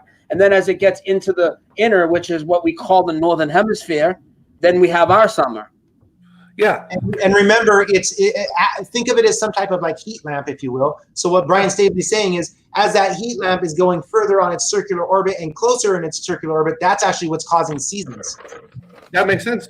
Because as it got closer to Seattle, and then it'd be a larger distance to outside Australia. Australia goes through wintertime. Mm-hmm. And as it's inward, it's going to go through the Mediterranean area, hot. Well, actually stays there pretty hot. Then it goes in towards like upper north, and then it gets warmer. As it moves back out, the seasons change for each country going back out. That makes sense. That makes sense. And with the whole heliocentric model, just the idea of the Earth going around the sun completely debunks it, because they tell you that the Earth, say the face of my hand, the palm of my hand, right? Say the palm of my hand is noontime, all right, and it takes 24 hours to come back to the palm of my hand facing the sun. 6 months later, the palm of my hand at noontime is facing away from the sun. Midnight and noontime would be flipped. It's completely illogical. Yeah, no, I know what you're saying, because they would say that the model was, here's the Earth, or here's the sun, here's the Earth, and it moved further away from the sun. That way it got cooler. I go, but wait a minute now. I was in the Navy, and when we had winter back home, my dad would say, it's wintertime, son. We got a little bit of the snow going on. So how the hell did Australia get really super, super, super, super hot? Did it get colder? On their model, they actually tell you that when you're farther from the sun is our summer with the Earth's tilt. It's actually the exact opposite of if the sun was heating the Earth and everything the way they say. It doesn't make any sense. It would all be cool. It would all be cool. Everything. It wouldn't even make a difference. Why if the sun's 93 million miles away, if we're at a tilt and it's 3,000 miles difference from here to here, why is that going to make a difference at a 93 million mile heat source? That's what I'm saying. It's bullshit. The geocentric model makes 100%. It makes sense, and then the way that pulls away from the sun, it don't make. Well, it's got a tilt to it. Well, what the fuck is that gonna do? It's still further away. No, it don't make no sense. It's within the area, so it's making its little circles around. And we see the same processions of the equinox. We see the exact same face of the moon. It never changes. So it's going around us, facing down towards us, and we're just seeing the repetition, the same thing occurring. Yeah, I agree with you. Yeah, it's that basic. That easy. Let me ask you guys a conspiracy question. Why would the government even want to hide the fact that the planet is... I hear a lot of echo. You guys hear echo? Yeah. I don't know. I mean, Okay, I'm gonna test first. 1, 2, 3. Okay, how about me? Sounds no. There's more alcohol. Okay, so why does the government want to hide the fact that it's flat versus round? Wouldn't it be more simpler just to come out and say the world's flat instead of spending all this fake money?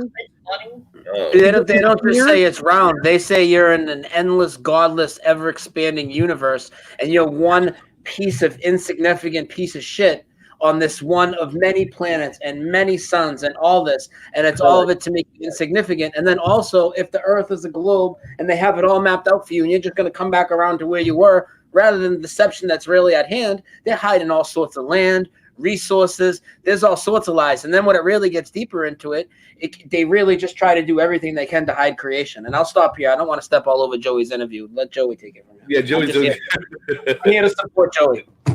Brian Stavely is my hero, so he can step all over Joey anytime he wants, and Joey will appreciate it. But I want to say that I agree with Brian. Yeah, I hear the echo too. I don't know why. Maybe it's me. I'll mute. Say something, Joey. Yeah, can it was Brian. Brian's big balls do that. So here's what I want to say to the non-flat earthers. Let me answer that question to the non-flat earthers, because you don't want to hear some of you want to hear the simple version. Why would they lie about the earth being flat if it was a globe? I mean, what's the big deal? Okay, so that's a great question. And here's the easy answer for the non-flat earthers. If the earth is a globe, then there's no more land. Instead of voyaging, like all of our ancient ancestors, for some reason, we were reading about them discovering new lands, newfound lands all the time. Well, if they want to capture a population and make them slave, labor, waged, indentured servants, well, then you don't allow them to have their own free land, which is actually our birthright, which is what this whole movement's about, is getting back our birthright of free land, free air, and free water. But how do they suppress that? Well, a human being similar to a rat, it's not going to stay unless you have it caged in. Well, they can't cage us in because they tried to for a long time, and we kept on exploring newfound lands, and there's more land. So, of course, we're going to be able to get away. So what did they do? They put up an Antarctic treaty protecting it with military, and they tell us that there's only 25,000 miles in circumference. So if your mind can't perceive that there's any more land, forget voyaging, go on a vacation. This is all that there is. So it's long story short, it's to keep us as indentured slaves working instead of realizing that, who is it that decides that we have to pay for land? Land is our birthright, and there's more than enough land for all of us to be living freely. They're just putting us in tenement housing. So it's to keep us as indentured slaves. That's why. If the Earth's flat and they have us sealed off, which we know, they'll turn us around at the 65th parallel, never mind get to the Antarctic shore. If the Earth's flat and they're sealing us off, well, it could be, how far does it go and what's out there? We don't know. Whereas if it's a ball and you're just going to come back around to places that are already marked on the maps, on the GPS, on the globe, there's nowhere to go. Just like that's what Joey's saying, nowhere to go. But in reality, there is place to go. We don't know what's out there. Anybody that tells you they know what's out past a certain point, they're full of shit. But we don't know. But there's something. And there's land probably hidden right in the middle of the big oceans. Like the Southern Pacific is a gigantic ocean where lots of it aren't even on the GPS and it's not on the map. What government do you think's like the main government in charge of the flat? I know they're all in on it, but who's like number one?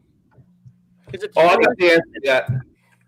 I think government is like just a totally fake word. It's just there is no different governments. There's one government, if you want to call it a government. Yeah, 100%. What Brian said. The United Nations it's kind of like Star Wars. You know what I mean? It's like Star Wars in a sense. The United Nations is all one big corrupt group of people that call themselves governments. And what they have is they have our own people. We're fighting against ourselves. They employ military, police, judges, et cetera, to, so we're hall monitoring ourselves. And the military, they think that they have it made for now, but guess what? Eventually, we're all going to be indentured servants if we do not win this almighty war that we're facing right now. This is the battle of our lifetimes. I think we are. I think we're winning. And they hate your creator. They want you to believe in the godless, ever-expanding universe. And they have pushed the indoctrination with the sci-fi genre so hard that eventually one day they will prop up a fucking hologram of an alien or something as a false prophet. And people will fall for it and they'll love it. Oh, yeah. It's going to fly out of the sky, get a horse. And it's going to be like, there are stars in the heavens, my friends and my neighbors. There will be love amongst the heavens, as the S goes, of the other universes. And oh, good God. And then disappear. And plus, if you think about it, NASA defies everything that the Bible and all of our ancient ancestors said. Everything. So, space is infinite. No, there's a firmament. There's one sun. No, there's infinite amount of suns. You go down the list of, evolution, creation, you name it, and they're riddled with sixes all over the place. The longest stay in the ISS is 666 days. The sun is supposedly 13.3 on its axis. The moon is 6.66. The Earth is 23.4 minus the 90-degree angle is 666. It's just riddled in numerology. Yeah, I just watched the Shield movie last night. Tom Hanks movie was on Netflix, guys. Oh, yeah, it was Brian's favorite actor. I think he's got a T-shirt. I think when Brian goes to bed, he bows down and lights a little bit of a candle. And a poster of Tom Hanks. He's like, oh, Tom Hanks. I sleep in my crib with him. He's got a ball. I forget what he's got a ball like when Tom Hanks is on that island. He's like it's like volleyball. He's got that. He's got Wilson in his room. Now 2 words. Castaway. Now 2 words. Mandela effect. I was watching that movie Terminal. He's in Terminal. Okay, it wasn't even 10 minutes. No, not even 10. I'd say 5 minutes in the movie. Go do your homework. Look up at the board in the movie where they have all the flights coming in and out. And on the top one, it comes out to 9. It was a 9 and an 11. And you see an 11 over here, and there's a 9. There's a 9 and there's an 11. Oh, we'll check that out. Okay, 9 and 11. Just into the movie started. As the movie progresses, there's like you see things that are like 7 and a 6, 13, and then you see 8 and a 5, 13, and all these things keep popping up. All these numbers, anything they do was a 13, 13, 13, 13, 9, 11, 13, the entire movie. Yeah, I was like, me and the flatmates were all like, okay, how many fucking 13s do we have? Everybody smoke smoke it up. Everyone was like, you guys should have parties, 13 parties. Yeah. Get Terminal. I ain't gonna give you the answers. Get Terminal, watch the Terminal, and get some weed or get some beer and just have a cheers every time you see a 13. But that's not the question, man. The real question is why the hell you watch that movie? I'm doing the research. It's Tom Hanks. Yeah, so that's a horrible movie. It's a game now. I play it off as a game now because there's so many and everything. But Tom Hanks is a guaranteed party pleaser. You got a bunch of people sitting around want to have a couple of beers or drinks or take a shot. I can see Brian fucking shots. 13. Called it. Boom. Yeah. Eric, love you, Michael Healy. Eric, I don't know about your brother. He was Tom Hanks this week. Last week, he admitted he was watching fucking Simon Dan. I mean, Jesus. Hey, Simon Dan rocks. I love Simon Dan. I like him in that the research is good because he provides a platform now. Provides a platform for everyone to come up. Now he makes fun of them. He provides, and I'm like, ignore him, and just watch the guy do his best to get past him because they're not going to win. It's the Kobayashi Maru, right? You're not going to win him. I found your connection about the red star, the red with Tom Hanks. He played in a movie called The Man with One Red Shoe. Oh, he did One Red Shoe. That's right. A movie called The One Red Shoe. That's your connection. There you go. There you go. It's just the One Red Shoe. That's the red star. That is definitely the red star. Tom Hanks. Yeah. Yes. And Tom Hanks is one of these. He's very famous in one of these. And this is my flat earther. He's a flat earther right there. Flat earther. And then you got pi, which is 3.1415, which is where we live on a pi. As in my timeline, it was that one. It was 3.147, but that's me. I'm insane. But, that's their little – they have the compass lines up to a flat surface. It tells you within their little signal it's a flat surface. It's measuring a flat surface. Again, if you guys watch Angels and Airways, which is now working for NASA – you'll see, I know you guys aren't fans. Don't be a fan. Go look at their album cover. You're going to see a globe. I've been watching the Mandela effect change all the time with the stars. You see a globe and a square block in the center of the globe. It's a square block in the center of the globe. It's the globe as a square within a round sphere. So you have a square and a round, and I go, well, they're saying it's flat. They're saying it right there. It's blatantly in front of your face because they have to tell you the truth. That's why you see these videos and you see clips, truth drops. I write down the truth drops. Oh, got it. It's flat. Got it. That's what that's for. Got it. There's the secret. It's flat. At my old workplace, they talked about it. Shh. We know a secret. You guys don't. It's flat. But it's good you guys have to do the data thing because me just saying it ain't gonna work. But good.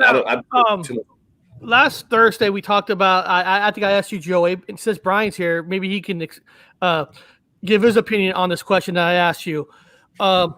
Can there be other planets, Brian, that are flat Earth, kind of like us, like Earth 2 and Earth 3? We talked about it last Thursday. I'd like to get your opinion on, is there another flat Earth like us out there? Ooh. You want to go first, Stabley, or you want me to go first? Here we go. There could be. I mean, not in what they gave us as outer space, but what's out past these other lands, I have no clue. And it would make sense to me that they would have other populations and play us off of each other in different ways. So that's very possible. Also, the idea that, because I've seen two suns. Now, I don't know if it's two real suns, one real sun, an artificial sun. If it's two real suns, then there's probably a real sun over an outer land, and maybe we catch a glimpse of it at certain times of the year as it gets closer or something like that. That seems to me, plus a lot of things that have happened in the past with some of the civilizations like the Tatarians and whatnot, and like where did all these people go? So yeah, there seem to have been a lot of vast amounts of people that have mysteriously disappeared. Maybe they went to some other lands, but I can't prove any of that. I'm just saying that's absolutely possible. I think it's probably likely, but I would never use that in an argument to disprove the globe or prove the flat Earth. I mean, it makes sense. We can't prove there's life on another planet as it is right now, so it is. So what about you, Joey? So for me, of course, this is an opinion. I don't think that it's possible that there's life on any planet that's similar to Earth whatsoever, because the higher you go in the atmosphere, less oxygen, it gets freezing cold. I do believe that what they're saying is kind of like a spiff on truth. I think there's way more land because our ancient ancestors, they didn't say that the Earth was just flat and motionless with a dome on it. They said that it was flat and motionless, and instead of having 7 continents, that there were several hundred continents. That means there's way more land. So the aliens are basically people from other lands. You know how you call Mexicans illegal aliens, or Russians illegal aliens, or whoever is illegal alien. What's that name, alien?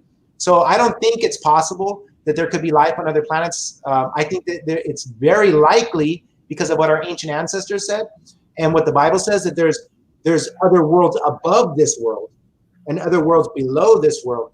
But in this world that we're in, this universe that we're in, I don't think that there's life on other planets, because I don't think it's possible because of the temperature, the lack of oxygen, et cetera, et cetera. And plus what we see through our telescopes is these things are some type of electrical current that we're seeing.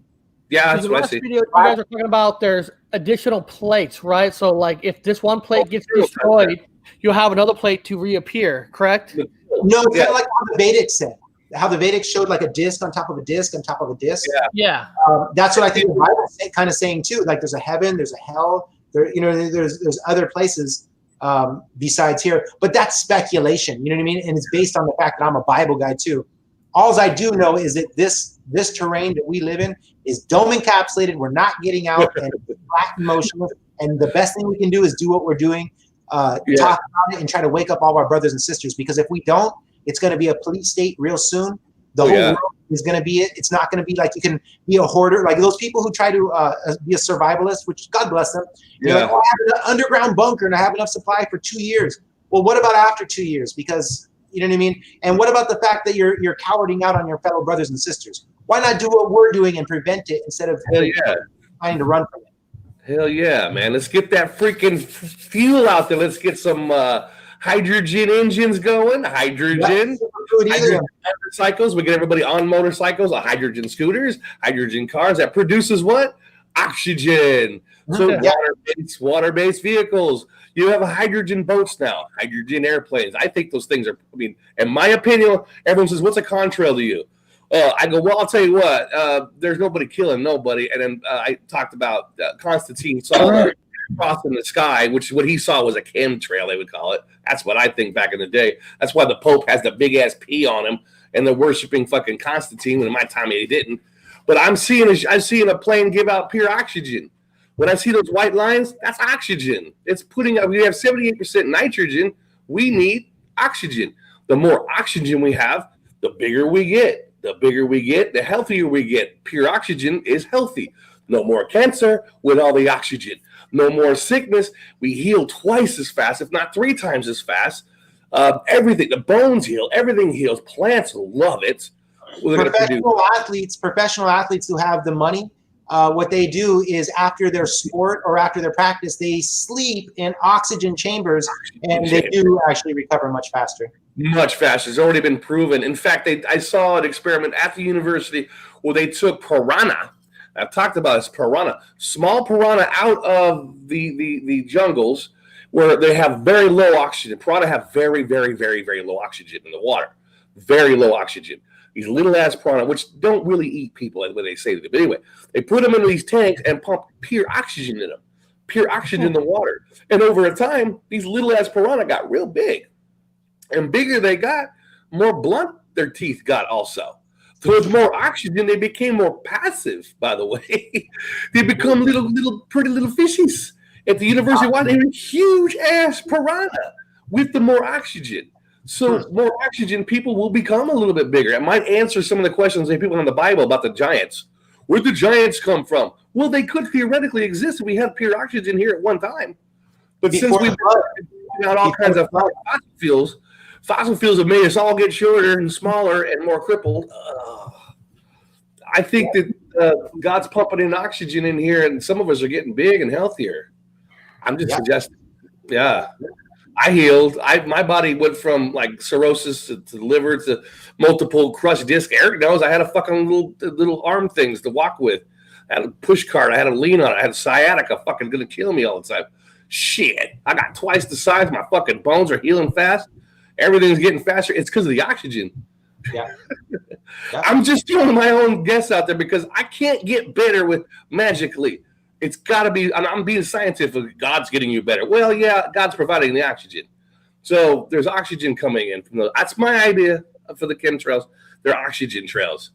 And then more oxygen you get, more people are waking up too. Some people are waking up. They're just getting more and more oxygen. More and more. That marijuana helps to wake up. I keep pushing that now because I'm pushing against the system, trying to push back at us. Marijuana will make you sick and kill you. Now we have an endocannabinoid system, so you need vitamin C, you need vitamin D, and you need vitamin weed. Without it, your body won't heal and grow and age properly. Yes. More oxygen. There was somebody in the chat a lot earlier said they had a mom who's 97 years old. Said that she remembers in school that they were teaching flat Earth. Yeah. Somebody in the chat was saying that. Did you see the video with David Weiss and that lady, Eric? Yeah. Yeah. Really good stuff. It's been around for that's a little emotional. That shows you it doesn't even go back to 500 years, everybody thinks, which I think gives us more hope to break the lie because it's not been here as long as people think. It's only been pulled off on us for a few generations. Let's be done with it. I know there's a lot of people that are triggered by this topic, and but they've never really thought about anything about that model. I mean, you've never questioned it. The only reason you think this is stupid is you've never questioned where you live. If you actually think, I'll be straight up honest with you. I think it's stupid to think that you're spinning when you've never felt it. I think it's stupid to think that people live upside down. I think it's stupid to think we're down through space. And I think it's stupid to believe any pictures that come from a space agency that faked the moon landing, which is supposed to be the greatest achievement of mankind. Why you would ever give them any credibility with that, with anything after that, is beyond me. And then if you did and you wanted to personally investigate something that they did, you'll find out it's all trash, just like the ISS. They're up there with fucking gorilla suits. They're throwing water around with all these components that are for some reason just wires everywhere, and it's just a complete mess. There's no video of the construction of this thing in space. It's completely ridiculous, and people believe it. And people want to laugh at us like we're the idiots. I'm not telling you I know exactly what this place is. I know what it isn't. I know the people that align for me and the people that think, oh, well, I don't believe in a spiritual journey, and I don't want to talk about none of that. Okay, then you're materialistic. So let's go with that route. You like being ripped off because they're ripping you off, bending you over, and fucking you and your kids in the ass every day, and you're letting them fuck your kids in the ass. Oh, you're taking a kiss, and the whole idea, you're just getting kissed. You're just loving it. People out there loving getting fucked. They love. Oh, I love it. Please do it again. Well, fuck me over again.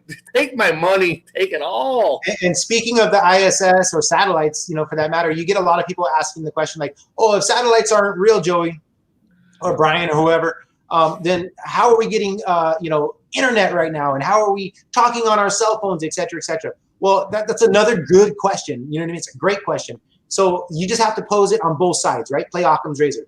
Well, if there are satellites and they are responsible for giving us internet and cell phone communication, then how come if you go to remote areas, you don't get reception? These things are traversing, there's thousands of them going 17,000 miles per hour over our head. Only when you're near a radio cell phone tower with triangulation are you able to get this. And they don't even realize that most of our internet that we get is all from underground cables. That's a good point. That's a good point, because if you live in a rural area, most of these people could only get supposedly get internet through a satellite. And if the slowest fucking thing in the world, and to get fast internet, you got to live near lines, poles. So it makes sense. That makes good sense. Because I'm a cable guy for 15 years. Eric, you can answer that question because you're a cable guy. Remember? Yeah. You know about the other cables. Oh, I'm sorry, Ben. Everything they tell you goes completely against just any basic observation, including satellites. They show you footage from the ISS allegedly glowing over this Earth. It's a fucking CGI Earth with fake fucking lightning and lights in the cities and all this. So you can see lights in the city. We don't see none of the thousands of satellites. We don't even see any of the 7,000 airplanes that fly above the Earth every day. You just got clear views down to the street. What the fuck is that? Why would you believe that? Why would you believe that? And why would you believe anything they put out after that? Just like if they faked the moon landing, why would you believe anything they put out? You're a sucker if you believe NASA.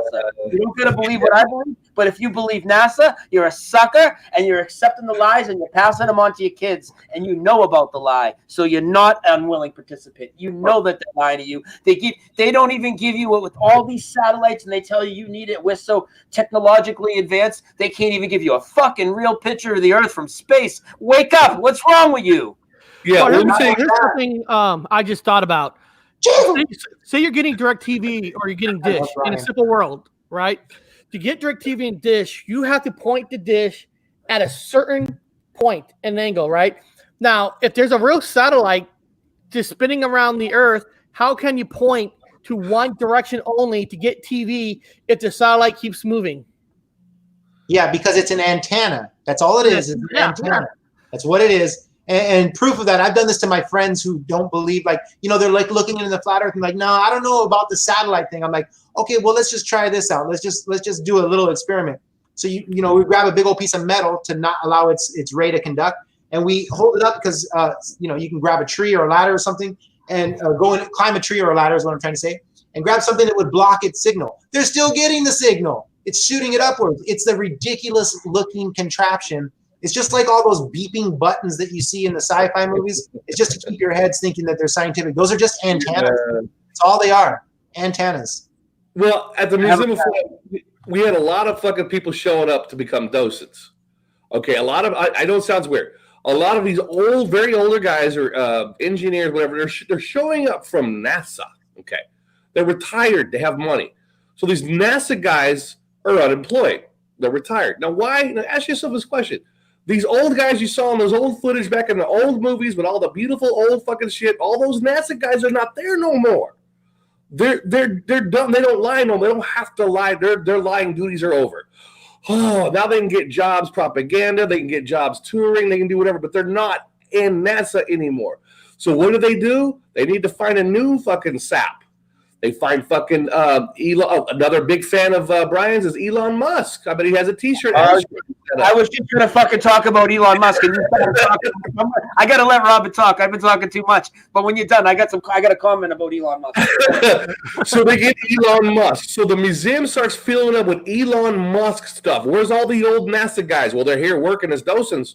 They're staying quiet. They're not fucking with anything. Now, let's not get pissed at them because they gave up. They left NASA. So all them old guys you guys saw growing up, they're gone. They're not at NASA no more. The new guys are there. You got Elon Musk's SpaceX had to step in. These old guys aren't doing it no more. Now, they're ready to die. Okay, let's just face it, flat out, guys. Brian, you're religious, man. You believe in a God. You believe in a God. Eric, I don't know what the fuck you believe in, a lampshade, but anyway, we believe in a God. These old guys are ready to die. They know it's flat. They know they're going to meet their maker, and they can't lie no more before they're going to die. Flat out. They're not going to do it. So the old NASA guys have stepped down. They need a new lying crew, a whole new crew to lie. So we had a wave of the new crew coming in with liar shit. So here we come with fucking Elon Musk, doll face, old doll face. Look like a fucking doll with hair implants, fake teeth implants, and hair implants. Piece of shit. So that piece of shit has all his stuff showing up at the Museum of Flight. I'm like, what's this cocksucker got to do? I never even heard of it. We're putting up his stuff, putting out his information. All space, everything's switching over to fucking Bronson to SpaceX. Bronson was kicked out of the fucking Museum of Flight shit. Now they've got fucking, Elon Musk shit. They replaced it with his shit. All over the fucking the Museum of Flight, the NASA areas. Now it's all Elon. It's turning into Elon Musk's fucking area. His name is a regular household name over there. Elon now.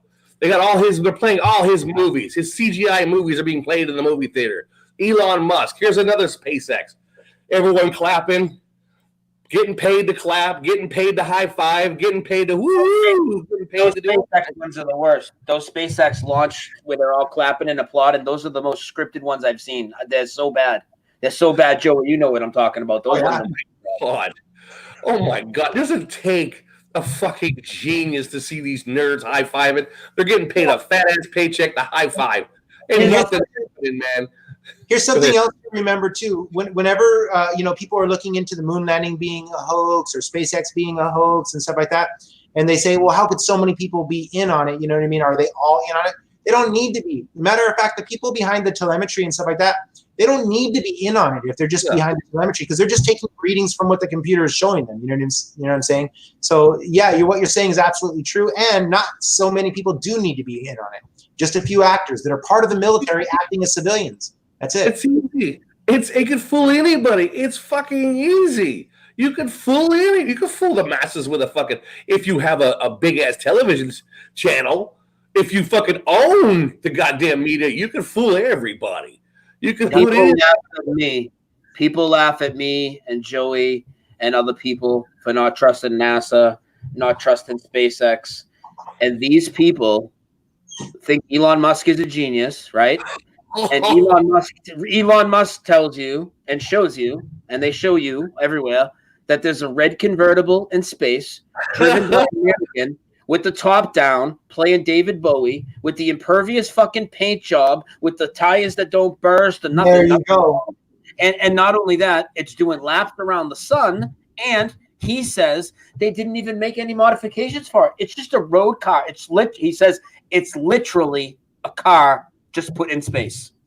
And people think that we're the fucking idiots. You need to look in the mirror if you believe that, or you believe anything with this guy in his perpendicular landing rockets, his convertible in space, his fucking rat running around on the outside of the engine. You guys are the fucking idiots. We're not the idiots. We are not the idiots. I'm so sick of it.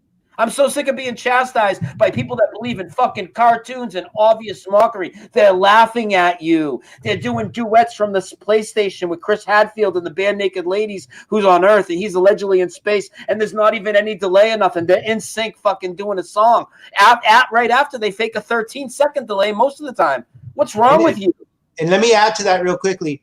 I'm going to go a little bit deeper into it. I don't know if everybody agrees with me. This is my opinion. It's even worse. The people that think that, Brother Brian, that believe that stuff, it's even worse than them just believing it, because they actually are our enemies. Because they're using us against us. They're just a small percentage. There is just a few psychopaths dominating 7 billion of us, if that's a true number. So what they're doing is they're pitting us apart from each other. So those people that do laugh at us and do make fun of us are also supporting vaccines, supporting abortion, supporting police, judges, laws on taking away our guns, et cetera, et cetera. So it's more than just the fact that they're wrong and that they're the ones trying to make fun of us, and they're the actual ones that are being fooled and manipulated. They are the stormtroopers. They're the ones, unless we wake them up, they're the ones that are allowing this enslavement of human beings to occur. That's the bottom line. So we have to wake them up. No matter they're laughing at us, whatever, we got to take Brian Staley's approach and other people who are outspoken like Russian Vids and much, much more's approach. And we got to take the offense, flat earth offense, Mandela offense, chemtrail offense. I mean, we got it because it's for the sake of humanity in the future. If we don't do it and we're too cowardly to do it, then we'll all lose. Or if we continue to do it, even those ones heckling us, making fun of us, it doesn't matter. It's not us against them. They win. We're doing it for them. You know what I mean? So this is the biggest battle in humanity, and we're living through it. We love you too, Michael Healy. Nice. Hell yeah, we are. Eric, how are you? You right? You fighting through this, Eric? Hey, you fighting through this? I'm learning like everybody else. A lot of it's a lot to take in, but I mean, you can't. The way they explain it, you can't. There's nothing you can say against it. Yeah, I mean, the globe. Everything they say about the globe is a complete joke, and not only is it a joke, before you even look into it, it already goes 180 degrees against your observation and experience. It's a complete opposite, and you're meant to believe that everything you experience is a mirage. It's also the Chicago skyline.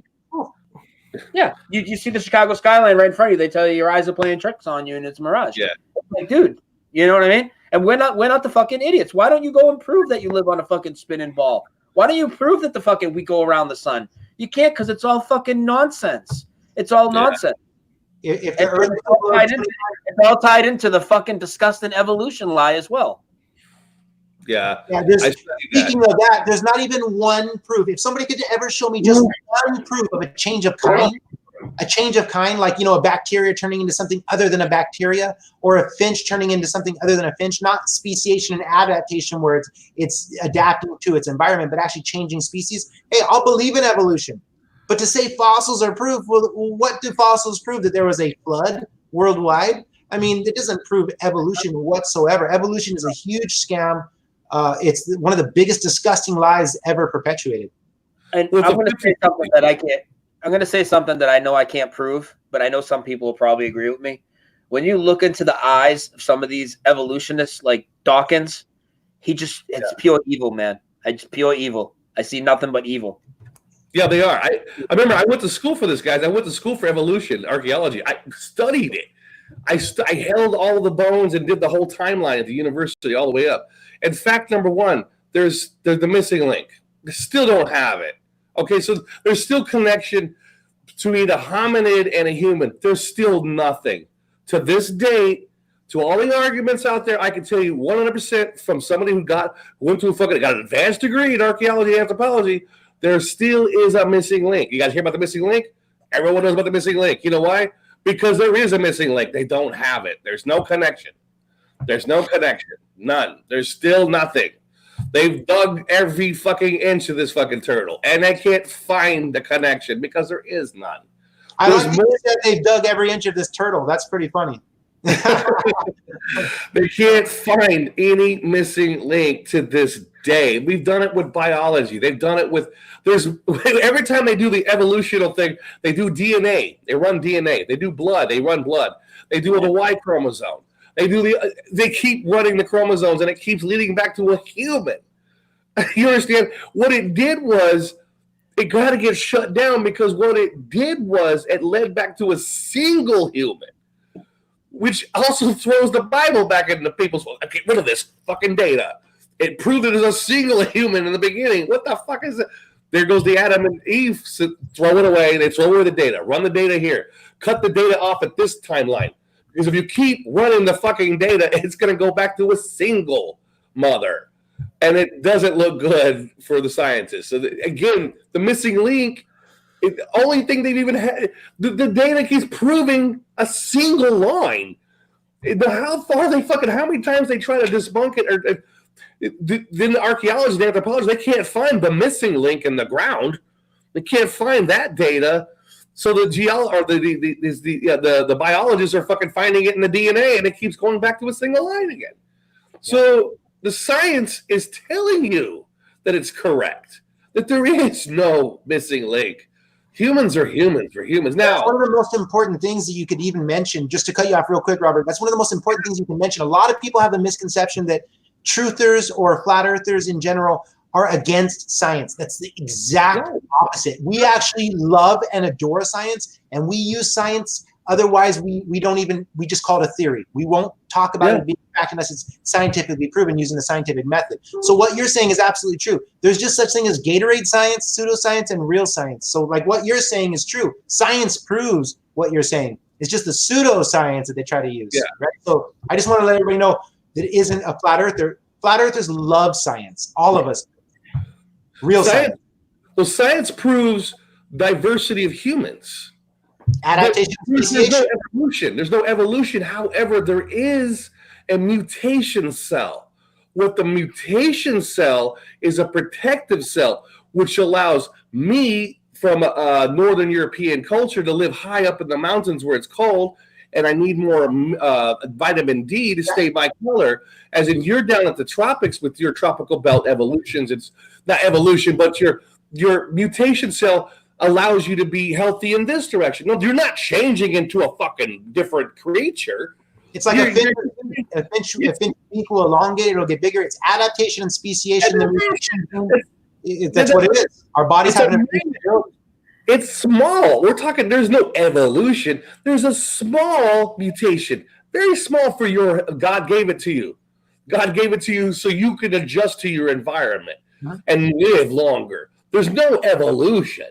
You've got a mutation cell that allows you to live longer. Your son. Well, same thing you were talking about with the piranha in the Amazon that we're getting bigger with the oxygen. Same thing with a catfish that if you bring it into a bigger tank, it'll get accordingly larger depending on the size of the tank. The same thing with a finch's beak or bacteria turning slightly different. They all stay the same. They just adapt and they speciate. And evolutionists try to say, well, since there's adaptation and speciation, can't you just use your imagination a little bit more and imagine millions of years ago that turned into, you know what I mean? But there's no proof. No, it's a little teeny adaptation. It's the evolution, throw it away, is a little bit of modification to whatever environment you live in, and it goes with the animals too. That means that fucking little ass bird isn't going to turn into a hawk, anytime soon, A finch will always be a finch, etc. Just like the lion and the tiger, they were able to crossbreed them, right? The liger. But can it procreate? No, it can't procreate because there's no such thing as evolution. They even prove it trying to give us facts for evolution. They debunked it. So it's an impossibility. There's never before ever been a change of kind. No kangaroo will ever turn into a wolf. No anteater is ever going to turn into an elephant. It never has happened. We still have monkeys. They're not evolving anymore. They've stopped. They don't evolve. They'll have a mutation cell that might have them grow more hair. They might have less hair. Depending on their environment. But bigger balls, maybe. Bigger balls for like. I think Brian Seeley has that mutation. That's just my own opinion. But see, here's what I try to tell. This is one thing I try to tell people. This is the anthropology thing. This is important.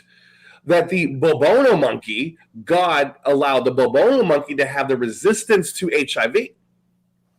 This monkey, this species, the Bobono monkey, has a resistance to HIV.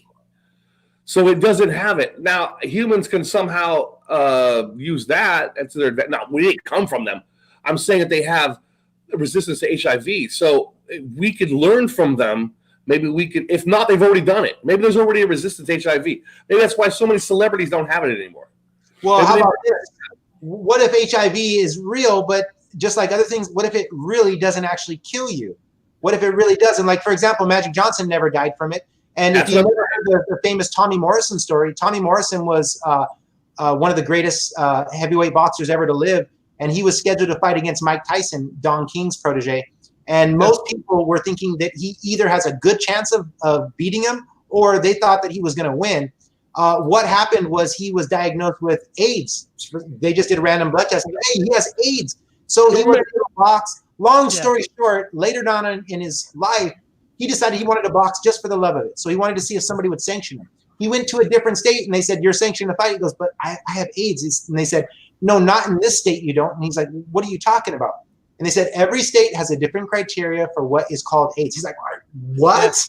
You're talking about the guy in Rocky Either Five. I have it or not? How is that? Was in Rocky Five.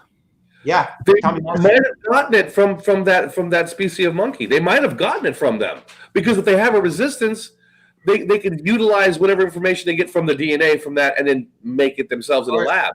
So I honestly, that's one of the things I've said. I think they've got a fucking based off these animals we have that They God create the diseases and they have the cures. So we have the cures out there, and again, we have that mutation cell, which allows us to have things like the cure for a disease. A cure for whatever other humans invented. Let's put it this way. Other humans invented this fucking virus. Other humans invented this to kill this people out. yeah, Maybe God finally gave us these mutation cells, and some of us, it's clicking. It's turned on. So you might have a resistance now to this disease. I might have a resistance to a disease. Eric might have a resistance to a disease. We don't know what Brian has. He's an insane person. But we all have some sort of resistance with this new place that we're at. Just hypothetical stuff we're talking about. I don't know. yeah. We lost Brian. Oh shit! He'll be back. He's taking a daily break. He's smoking some cannabis right now. I know it already. Yeah, I'm gonna get me a hit. You guys keep talking. We should take a piss break. I should smoke some more of this. Well, how about this? Let's take a little break. But on the break, maybe we can play a video. Sure. For people to see, and it's not really on topic, but it kind of is because we're just talking about whatever, right? I want to talk about, or I want to show this video, and let me put it. Let me give it to you first, Gypsy Road. Yeah, let me put it in the link. It's on pyramids. Now, the reason why I want to play this video is because it just goes to show you that there are truths that are already out there, like the endocannabinoid system, like the flat Earth, like 9/11 being a controlled demolition, that are already out there that people just don't realize have already been proven. So just like these topics that we're speaking of, the pyramids have already been proven to how they've been built. There's a scientist that actually reverse engineered a piece of the casing of the Giza pyramid, and he found out, just like all of our ancients said, that these pyramids and stone castles were all cast stones like brick. Well, they weren't quarried rocks, quarried long distances. They were actually using a form of geopolymer technology. And the reason why they had copper chisels and stuff like that is because they were woodworkers, carpenters, and they were putting sand, water, lime ash, sodium carbonate into a wood crate the size of these blocks and making a geopolymer 97% organic artificial stone. That's why there's stone castles, Machu Picchu, pyramids everywhere, because it was super simple to build, just like an adobe house or a brick house. It's called geopolymer technology. And so this video is going to show you that not only did he prove it, but he also reduplicated it. He went to Egypt with a small crew. They built wood boxes, they packed it down, and within a matter of days, it cold cast, not hard cast, but it actually cold cast just by sitting there. The lime and the ash is the active ingredients in it, and it actually forms 97% artificial stone. Okay. Well, I got the video ready. I'll put it on, and we'll take a small break behind the scenes. Yes. And we'll come back when it's over. All right. Smoke break.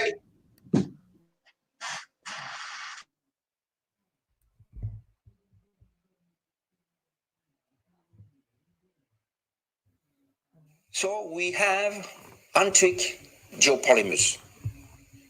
These antique geopolymers must follow a prerequisite. They must be easy to implement. We must have mineral resources in great quantities. This is a technology that is not concrete. It is not regular gypsum. There is no cement added to the system, and we are not using crushed stone. On the opposite, we are using the knowledge from geopolymer, from geosynthesis, from geochemistry, from mineralogy, from geology, and we are using naturally weathered stone instead of crushed stone. In the case of the Giza material, we have an agglomerated stone that is a mixture of 95 to 97% by weight of limestone that are shells, fossil shells, and calcite, to which we add 3 to 5% by weight of a geological glue that is a geopolymer. So this will explain why geologists see nothing. You'll see in the literature dealing with the contradiction of my theory, and you see in several papers written on the internet that it is very easy to look at a stone and to detect if it is a natural or an artificial one. Wrong. This is not the case for geopolymeric limestone, and it is not the case for the Egyptian limestone blocks that are making the pyramids. And I have to show that, in fact, each time that geologists or mineralogists are looking at this type of stone and claiming it will be very easy to detect that they are not made of the system that I am claiming, that is reagglomeration, they fall in the pitfall of the thin section optical analysis. What is the problem here? The problem is that we are dealing with a material that is an aggregation of fossil shells. You see here the shells that are constituting the pyramid blocks. We have 95% of shells, and in between a very tiny amount of the binder that is called micritic binder. So when you make a thin section, it is obvious that what you see are the natural elements, that is the shells. 95% of what you have under your microscope lens is natural shells. And we are just discussing the 5% that are constituting the micritic binder, the geological glue. And if you don't look at the geological glue very precisely, you see nothing. At the beginning, I had to study some stones, some genuine stones, and I discovered on this lower sample here the presence of strange artifacts that I called filaments. And then we have a lot of air bubble. This is a stone that is covered with a synthetic coating. This was in 1982, and then after, for several reasons, essentially after 1990, I stopped doing any research on this material, and it had been only on the year 2001, 2002 that we started again to reconstitute limestone blocks like the ones that we find at the pyramids. And we made several limestone artifacts in the laboratory, and we will see later in great quantities. And we took these reagglomerated limestone made in 2002 to two different geological renowned laboratories in France. The first one was the Bureau de Recherche Géologique. This is the RGM. This is the French Geological Survey. And the second at the Museum of Natural History in Paris, at the Geological Department. We gave them two samples of the limestone that we had reagglomerated in our laboratory at the Geopolymer Institute in Saint-Quentin, France. And we told them, look, we found this type of limestone that seemed to be strange for us. Could you tell us what it is really about these stones? They made a thin section. They wrote a report. And this is what they got. This is the thin section of what we gave them. Obviously, you see the big numelite, then other natural artifacts.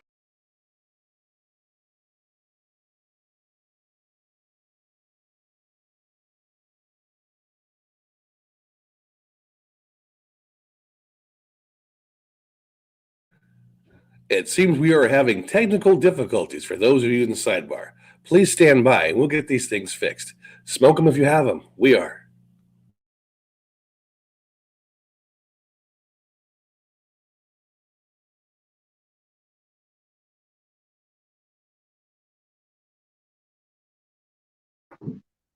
Tommy used to work on the docks. Union's been on strike. He's down on his luck. It's tough. I really like that song. I like that. It's a beautiful song. I was just trying to fill in some time.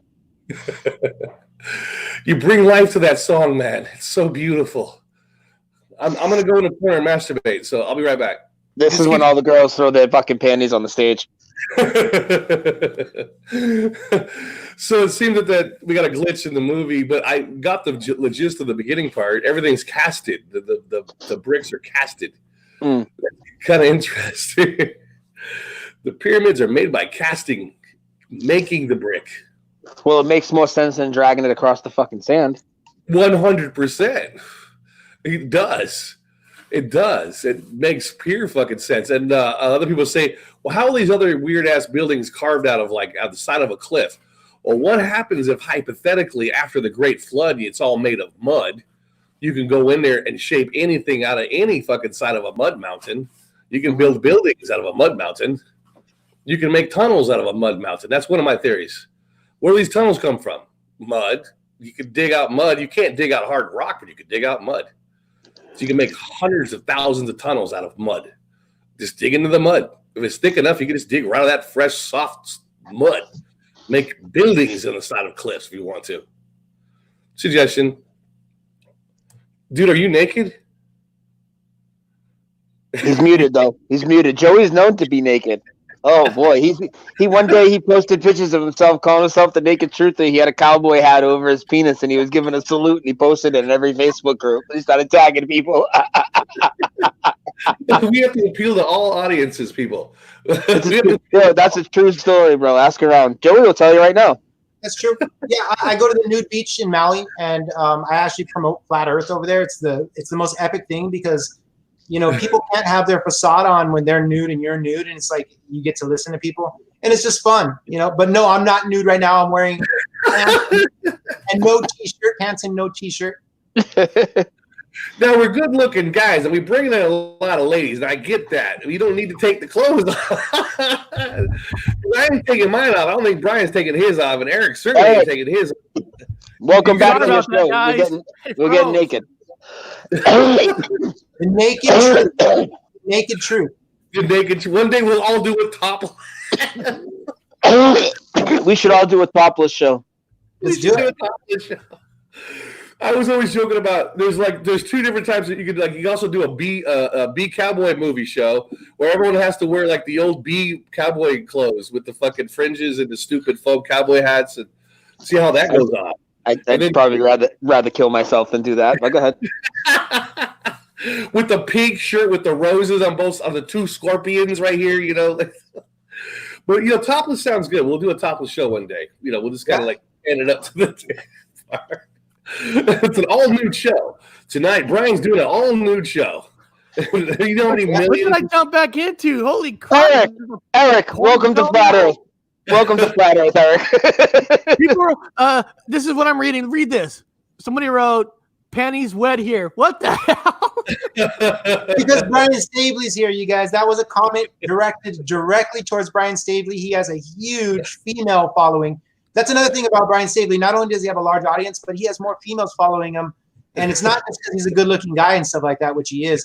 It's because you know women are more attracted to people's integrity and their heart.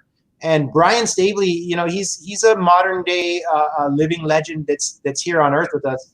And so we gotta appreciate the fact that he's here. I don't know about all that. Slow it down. That's exactly what a living legend would say.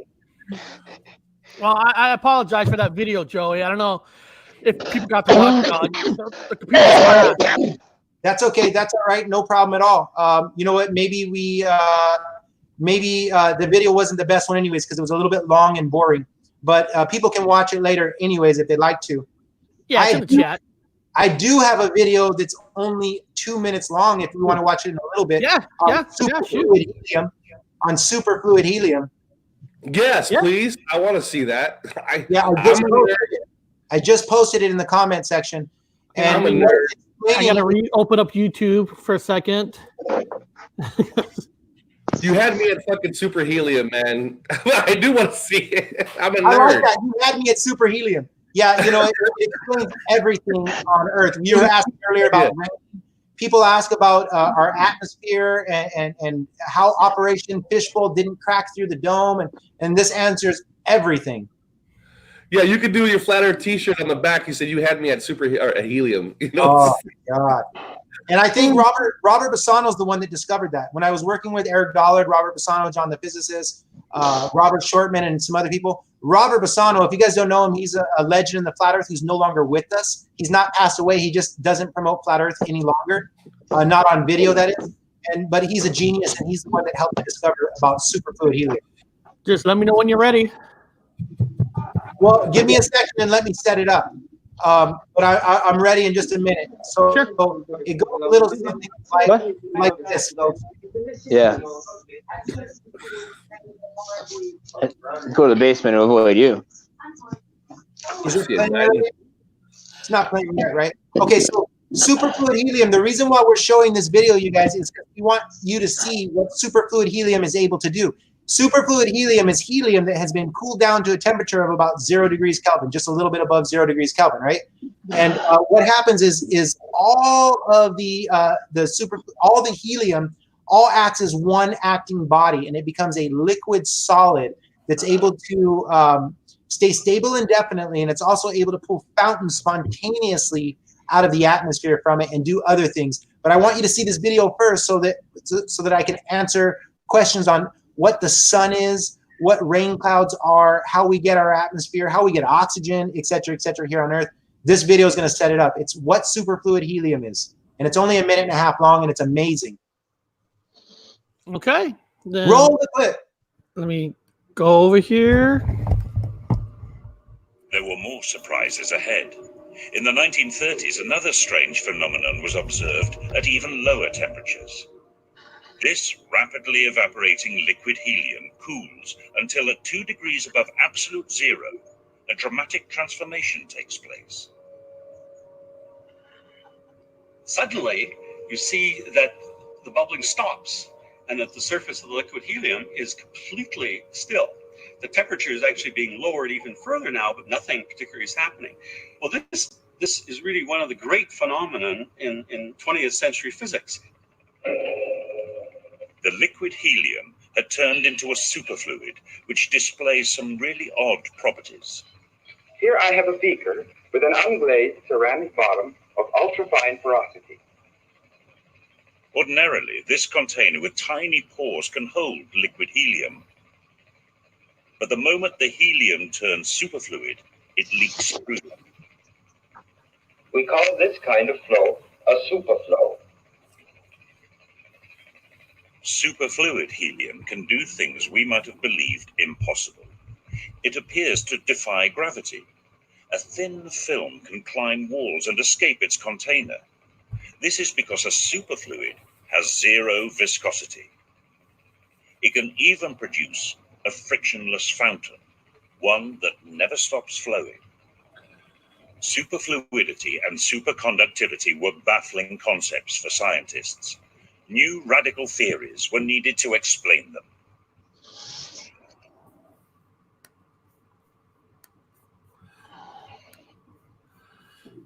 All right. Short and sweet. Short and sweet. That's what superfluid helium is. There's longer videos on it, but that's a short and sweet one.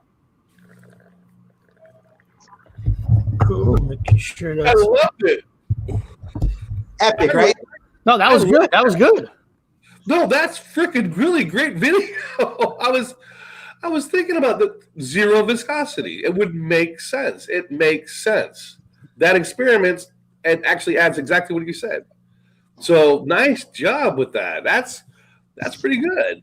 well, thank you very much. And then look, just kind of going real deep on this whole subject.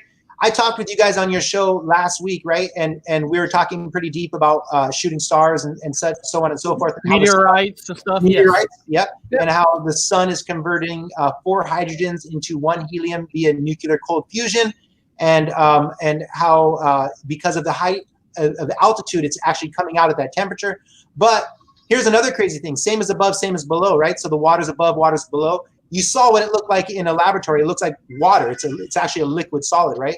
And it's producing spontaneous fountains of water here on Earth. But here's the crazy thing: whenever Robert T. Wood farts or cooks food, or whenever he passes away one day, all that causes carbon dioxide and methane release, which actually turns into what the most abundant element on Earth and the upper atmosphere is, which is hydrogen, which actually has a lower viscosity and a higher rising rate than even helium does. So it actually is able to go up high and fast and penetrate through the layer of superfluid helium, fueling it. So we're actually giving fuel from our release of our carbon dioxide, et cetera, here on Earth, to fuel the energy for the sun to create the superfluid helium. It's like an aquaponics terrarium. Oh! That's how the sun keeps re-perpetuating itself. It keeps hitting it. So when in the creation event of the Bible, it's basically describing an aquaponics terrarium. If anybody's familiar with how to build a saltwater aquarium, it's a whole lot different than a regular freshwater aquarium. You gotta do it in stages, kind of like the 7-day creation event or the 6-day creation event, if you will. You gotta put the coral in, you gotta put the water, you gotta get the sucker fish. You can't do them in a different order, otherwise you're not gonna get the perfect pH. So this aquaponics terrarium that we are encapsulated in is a self-sustaining system, just like how superfluid helium stays stable indefinitely. What is happening is the sun is using hydrogen to convert sun rays onto the Earth, and its byproduct is superfluid helium, which is creating our atmosphere and everything else. But also us on Earth that are benefiting from it as we breathe out, as plants grow, as everything happens, we're producing this form of hydrogen that turns into hydrogen, and it's being shot upwards, penetrating because of its lower viscosity than even helium. And it's the fact that it raises faster than even helium, and it's penetrating past that boundary. That's why the sun has continuous hydrogen to produce into superfluid helium. So the cool thing is it all makes sense. It's all explainable. It just takes several hours to answer every question on it. You know what I mean? We could take this whole show just to talk about the ins and outs of the flat Earth and how it works on a real life scale, like actual practical thinking, like what are shooting stars and meteorites? How do we get tornadoes? What are earthquakes? You know what I mean? Those are all things that I could explain. It just would take a long time. And it would have to be kind of in chronological order to make it make more sense. But there's actually answers to all this stuff. Like you were saying, Robert, you can actually, with proof, you can actually say this is real. Like perlite, abundant here on Earth. Yeah. Where's it coming from? It's the byproduct of obsidian, Yeah, that's Joey. Somebody wrote, has anybody heard Joey or anybody else have a good account of why the moon jumps between gates? Gates? What do you mean? What does that mean? Somebody wrote that in the chat. I was just curious. I didn't know what that means either. The book of Enoch says that hey, Robert, could you do me a favor while I'm explaining this? I'm guessing you'd probably be the best one. Can you find a picture of blue obsidian, just a picture of blue obsidian online so you can post it in just a few minutes? Because I'm going to be talking about that. But the book of Enoch talks about the firmament of heaven being made of glass, has actual portals in it that the sun and the moon go through. I'm not sure if that's what they're referring to. Yeah. And then somebody wrote, so we are the 0 Love you, point. Voynich. What's that?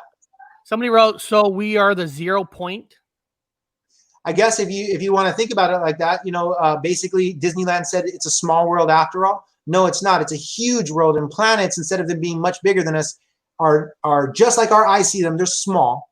And just like lights in the sky called stars are visible to our eyes, they're not light years away and they've died out and we can barely see their light coming to us now. They're actually there. So it's a big world after all. And we are the 0 point. Yes, it is us. There is no other life. There is no getting out of here. We don't just save ourselves. We save everybody. A la Plato's Caves, which actually isn't an allegory. It's a real life story. And just like Plato's Caves, we must save everybody to save ourselves. So we are 0 point. Yes. Okay. I like some of these people are writing. Why do my boyfriend farts stay around so long then? Might have to consider being a baller again if I can't understand. The reason why, the answer to that question, all farts are supposed to be odorless because they're made out of methane, and methane is an odorless gas. Yeah, there you go. Can you find another piece of blue obsidian that's a little bit more shaved than that one? There's going to be more of them. It looks more like blue sapphire. That's a good one. I can't post mine right now because I can't get on my computer for it. But all right, no problem. Try another one, a blue obsidian, and you'll see another one. It looks more like blue sapphire, but that's a good one too, unpolished. So I can talk about that. But I lost my train of thought. What was I talking about, Gypsy? Somebody's farts. Yeah. Okay, so here's the answer to that. It's because of your diet. Cooked foods are recently introduced into the human diet. I'm not talking about cooked meat. I'm talking about the majority of our food being cooked as opposed to it coming to us fresh, right? So when you eat cooked food, you're destroying the enzymes that are inside the food that are designed to digest the proteins, fats, and carbohydrates that are in them. And since they can't do that, it causes odor inside of our body that's being attached to the methane that we're releasing as farts. For example, when someone has lactose intolerance, they're not able to digest the sugar in milk called lactose. And the reason why is because meat has been pasteurized or heated up. And food that's heated up has enzymes in it. And enzymes, there you go, there's blue obsidian. Enzymes are heat sensitive. So when they pasteurize the milk, they destroy the enzyme called lactase that's designed to digest the sugar called lactose. So if you have lactose intolerance, you have to take a pill called Lactaid that has lactase in it, the same enzyme that was boiled out in the pasteurized milk, and that's why you have the gas and diarrhea, et cetera, et cetera. Our ancestors didn't have lactose intolerance. We do now because of the fact that we're eating cooked food. So the main reason that your boyfriend's farts smell so bad is because he needs to start eating more fresh foods and less cooked foods. Because my farts don't stink very bad. Only when I start eating food that's cooked and processed, then my farts start stinking. Man, I learned more on this show than I ever had in my life. What's that? I'm learning more than all questions are good questions. So you can see the blue obsidian right there, you guys, right? So that's just one picture of blue obsidian. There's many, many more pictures of blue obsidian. The ancient ancestors said that the dome was made out of a glass, a sea of glass, lava, molten lava, and it's as a glass. The Vedic said it, everybody else said it. And, we can't get a rainbow indoors without the use of a prism, so something is acting as a prism outdoors. Well, lava, when it's cooled rapidly, it turns into a glass called blue obsidian. And the reason why I wanted you to post that picture is I want you guys to just think about this. The explanation that they give as to why the oceans of Earth are blue and why air is blue during the day and why the ozone layer, the gaseous ozone layer is blue, even though they're all clear, that's just a word I'm using. You can see through it. It's transparent.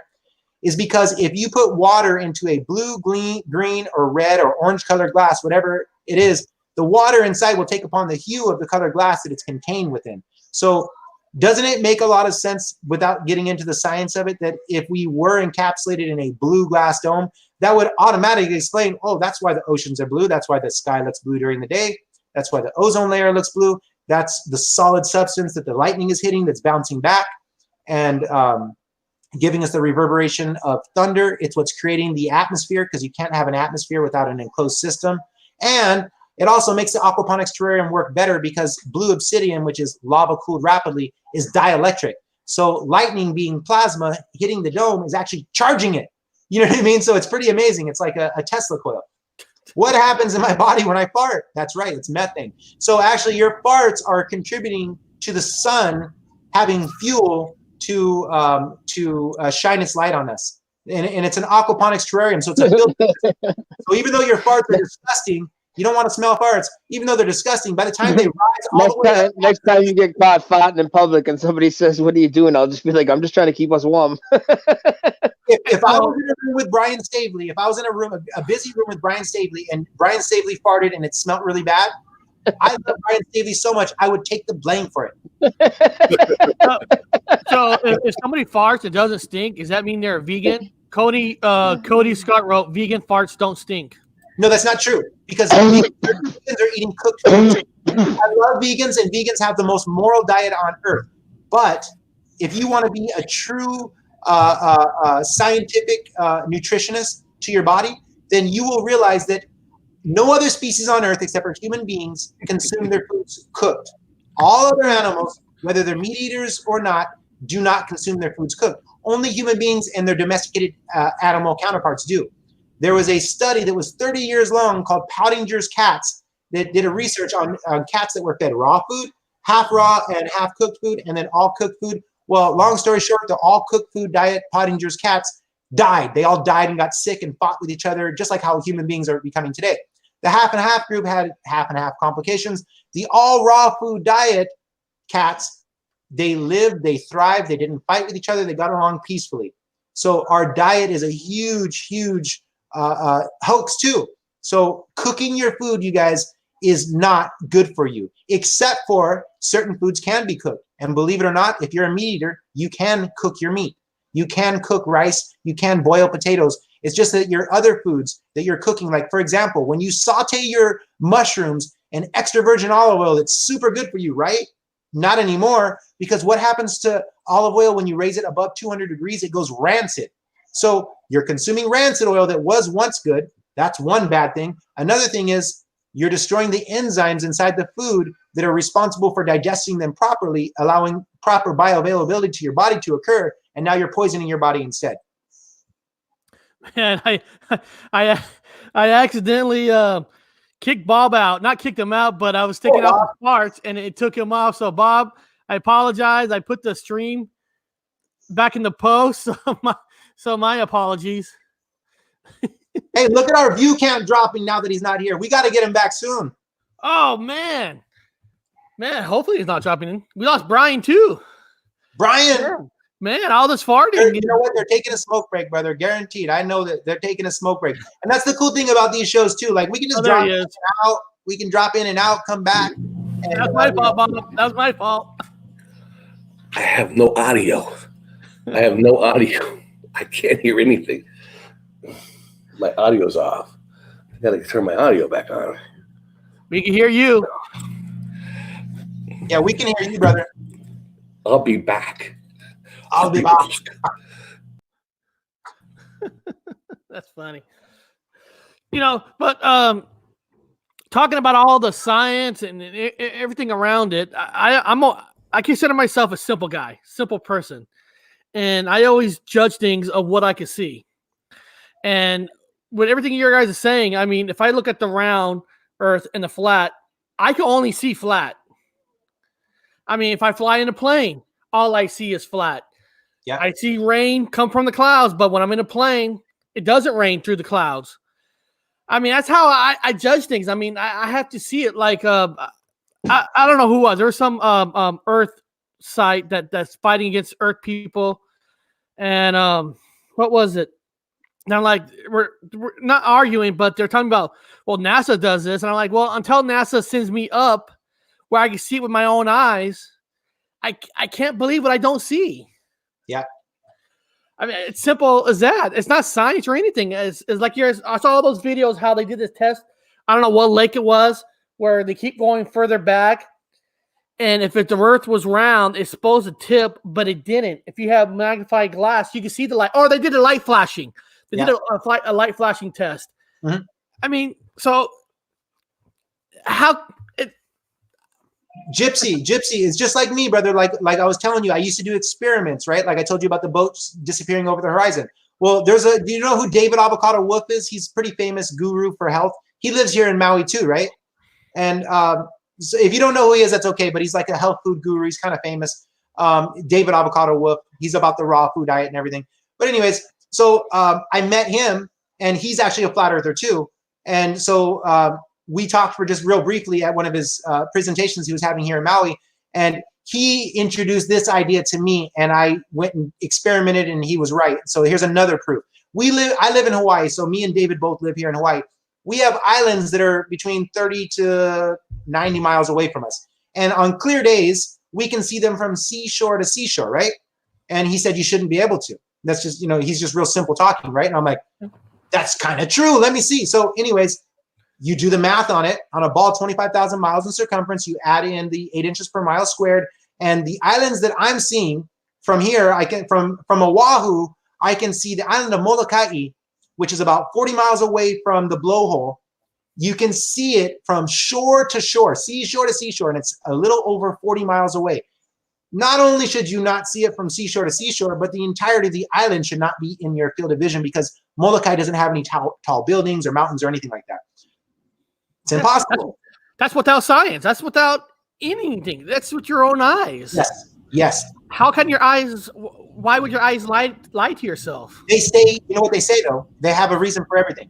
They say it's a inferior mirage and that it's looming. They claim that when you can see it, even with your own eyes, or take a picture of it, that somehow it's doing a reverse cast and it's rising up to your heights, your eyes elevation. That's the most bullshit you could ever explanation you could ever give. But they always give an explanation. Why? Because they have to. So people can say, well, it's just looming. It's just an inferior mirage. You're just like, can you reduplicate that, please? Can you reduplicate that? No, you can't. So they were told that. They were told that too, though. It's sad because I work with scientists, and they were told that. Yeah, they're not in on it. They just believe it. And that's why some people be it sucks, and we're pissed at him. But at the same time, you're like, why are they so fucking passionate? And I can believe them. They believe what they're saying because I was in that field, and they were lied to. They don't know themselves. And here's another thing I always thought to myself. Say the space landing is all real, and we did that back in 1969. Why hasn't any other country, China, Russia, been to the moon? I mean, why hasn't anybody else been to the moon? Don't forget, China has been there. And then especially, and this is really important. When have they been there? Yeah, China has been there, but the reason why China goes there is because they have this thing called the Great Firewall. I'm sure you guys probably already know what it is. It's this internet block where you can't receive information and they can't communicate information. They just showed it to us on video. The reason why America and places that are supposedly free do not have another moon landing is simple. The reason why is because when they showed the moon landing in '69, most people didn't have a telescope and they weren't trying to watch it actually land on the moon. You only see the same place of the moon. If they were to do it nowadays, we would all pull out our telescopes and try to film it, and their cover would be blown. So the reason why they're not doing it is because they couldn't in the first place, and they know that it would catch them. Even the amateur people who do not believe in flat Earth whatsoever or the moon landing whatsoever, to their amazement, they'd say, like the Wendy's commercial, "Where's the beef? Where's the rocket?" You know what I mean? They wouldn't see a rocket because there would be no moon landing. And that's why they don't do it. You know, I'm a globe Earth flying through infinite space denier, and I'm a flat motionless admirer. They say that 12 great men went to the moon like they were apostles. You know what I mean? It's a lie. It's defying the Bible. It's defying the laws of physics. It's defying science, and it's a mockery. And worse than that, they're doing it to keep us as indentured slaves, because all this doesn't really matter, whether it's a flat surface or whether it's a globe, whether gravity's real or not, whether the Mandela effect is real or not. None of that stuff actually matters, because we still got to take our asses to work. Otherwise, we'll be homeless. Yeah. So the whole purpose for this lie is to keep us as indentured slaves so they can molest our children in Hollywood, so they can be perverts and disgusting, filthy people that they are, and they can control, because they're writing the narrative. They own the newspapers, they own the radio waves, and they own television. So that's why they're doing it. It doesn't matter unless there's implications, and the implications are what matter. That's why it matters. You know what I mean? Because whether it's globe or it's flat, we're living here. You know what I mean? So what's the big deal, right? Well, the big deal is, why are they lying? It's not just a lie. Why are they lying? And why are all the countries in on it? That's scary. They're all in on it. Well, here's what Michael Haley says it perfect too, right there. We see the same star every night. Done. Well, let me tell you guys a joke. Though. Here's a joke. This involves. Amen, Michael. This involves religion. Here's a joke for you guys. Eric, answer this question: did bear shit on the moon? Did the bear shit on the moon? Yes. Well, if you're calling a moon something here on Earth, well, then yeah. Well, technically, yes. Bear shit on the moon. Did bear shit actually make it to the moon? Yes, bear shit made it to the moon. According to Israel. Now, Israel had a spaceship they had built. The name of the ship is called Bereshit. Bear shit. The name of there was Israel. Israel sent a ship to the moon, people. It was all over the news that Israel, their aeronautical whatever society, sent a rocket ship up into space, and then it launched a fucking probe, whatever, I don't know what they want to call it, to the moon. However, bear shit wrecked on the moon. So according to Israel, bear shit is on the moon because that's the name of the craft. The name of the craft is called bear shit. It's called bear sheet. Now, bear sheet is actually a Mandela effect in the Quran and in the Bible. In the beginning, bear sheet is Hebrew for in the beginning. It means in the beginning. It's in the Torah. So you guys don't take my word for it. Debunk me. Go to your local Torahs. Pull out your Torahs if you guys have them right now. Look in your Torahs. They were like, what the fuck are you talking about? Pull out your Torahs and look in the beginning. And you'll see underneath it, it's called Bereshit. It's in the Bible also. Bereshit in the Bible. Bereshit is in the Bible. Bereshit is in the Bible. It means in the beginning in Hebrew. So Israel did send a ship up to the moon. Bullshit. And Hebrew. And the name of the craft was Bereshit. Fact. Yeah, and check this out too. NASA in Hebrew, because my wife and I, we study paleo. Well, my wife mostly studies Paleo Hebrew. But anyways, NASA means to lift up and deceive. How strange they called them. You know what I mean? Everything is hidden in plain sight. You just have to do a little research. That's it. You know, you have to be thinking 180 degrees. You have to be suspicious. You have to say, okay, 9/11 is true. The moon landing hoax is true. I'm going to start researching everything. And then lo and behold, you will find out that everything is a lie.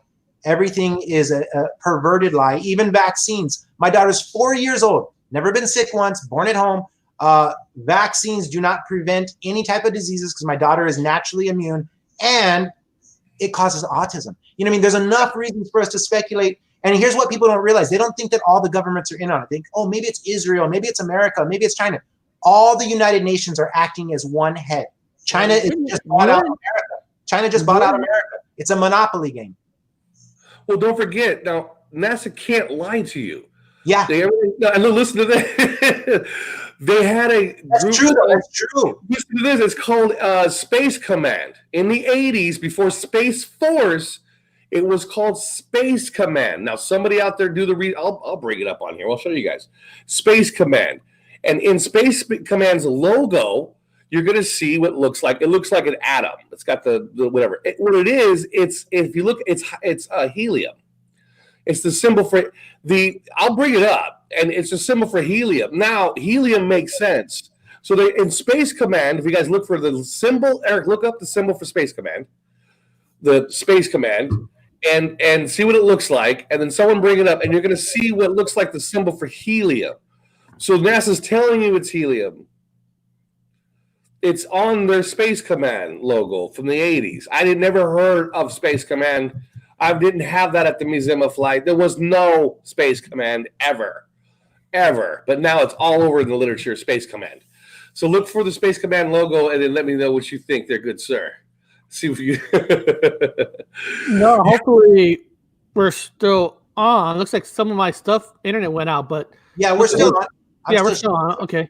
So, and what Robert said is absolutely true. They actually tell us the truth, and I think they have to. Right there in the logo. It's in the logo. Yeah, it reminds me of I'm in construction, so it reminds me of kind of like what they call a pilot hole. You know, before you drill into wood that's like that may split, you drill smaller than your screw hole in there, and it'll allow it to fit in properly. Well, they are somehow there's the moral laws of the universe, or it's a way to plant a pilot hole. So they actually tell us the truth, but then they lie to us. You can read their documents, and they'll admit to take the Earth as a flat, level, motionless surface in their official documents, but yet in person, on video, they'll announce that it's a globe. So yeah, they do tell the truth, and they lie at the same time, and I think that they have to. Do you see it on there? Do you see the top blue one? It's the top blue one. It's yeah. And that's why they call it the heliocentric theory. Helium, I think. That's helium. That's why they call it the heliocentric theory.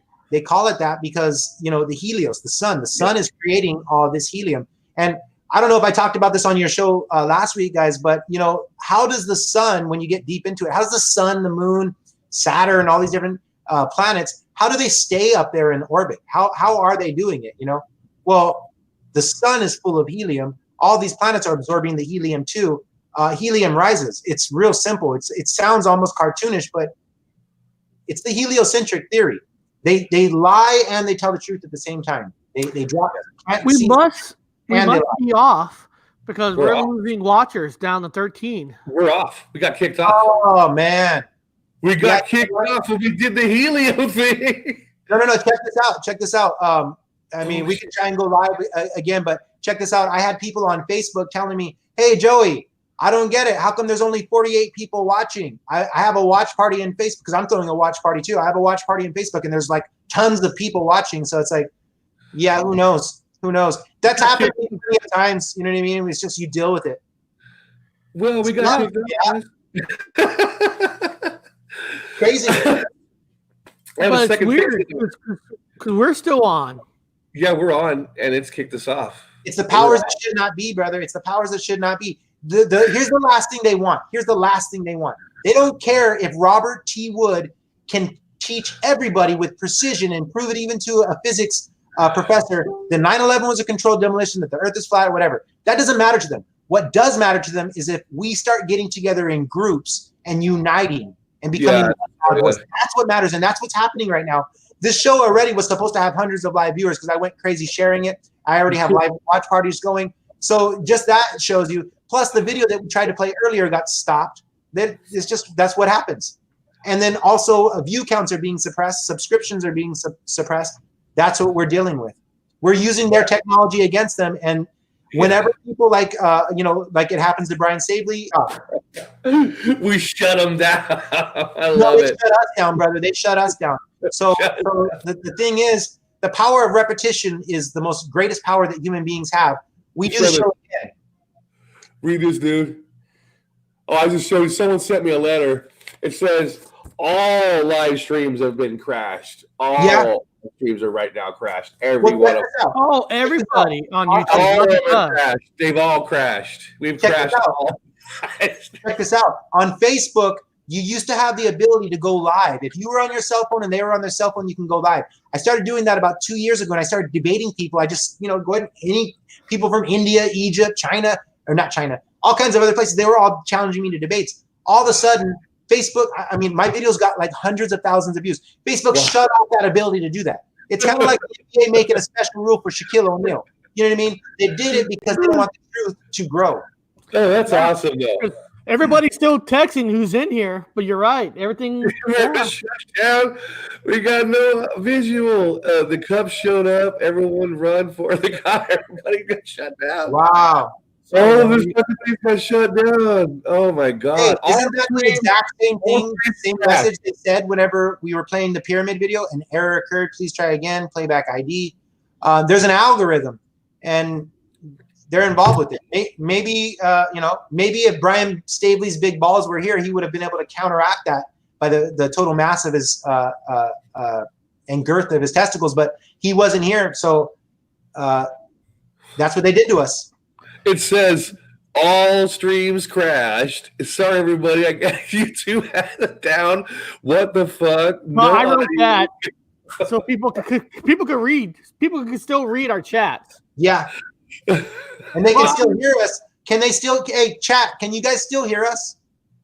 Can you hear what we're saying? Please, just give a yes. I can hear you because we might be having this conversation to ourselves, and then the live stream is. You guys hear us, or is it just the chat? That's what's showing, guys. Wow. There it is. No connection. No connection. Well, I mean, I was getting close. I sucks because I was getting close to 3 hours.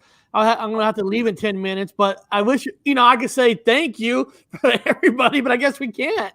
To tell you the truth, I honestly think this is the most epic ending for the show that ever could be, because not only did we get to have, at least on a decent sized audience, even though they do everything they can to prevent that, but also it just goes to show everybody, why are they shutting it down? What is the reason for that?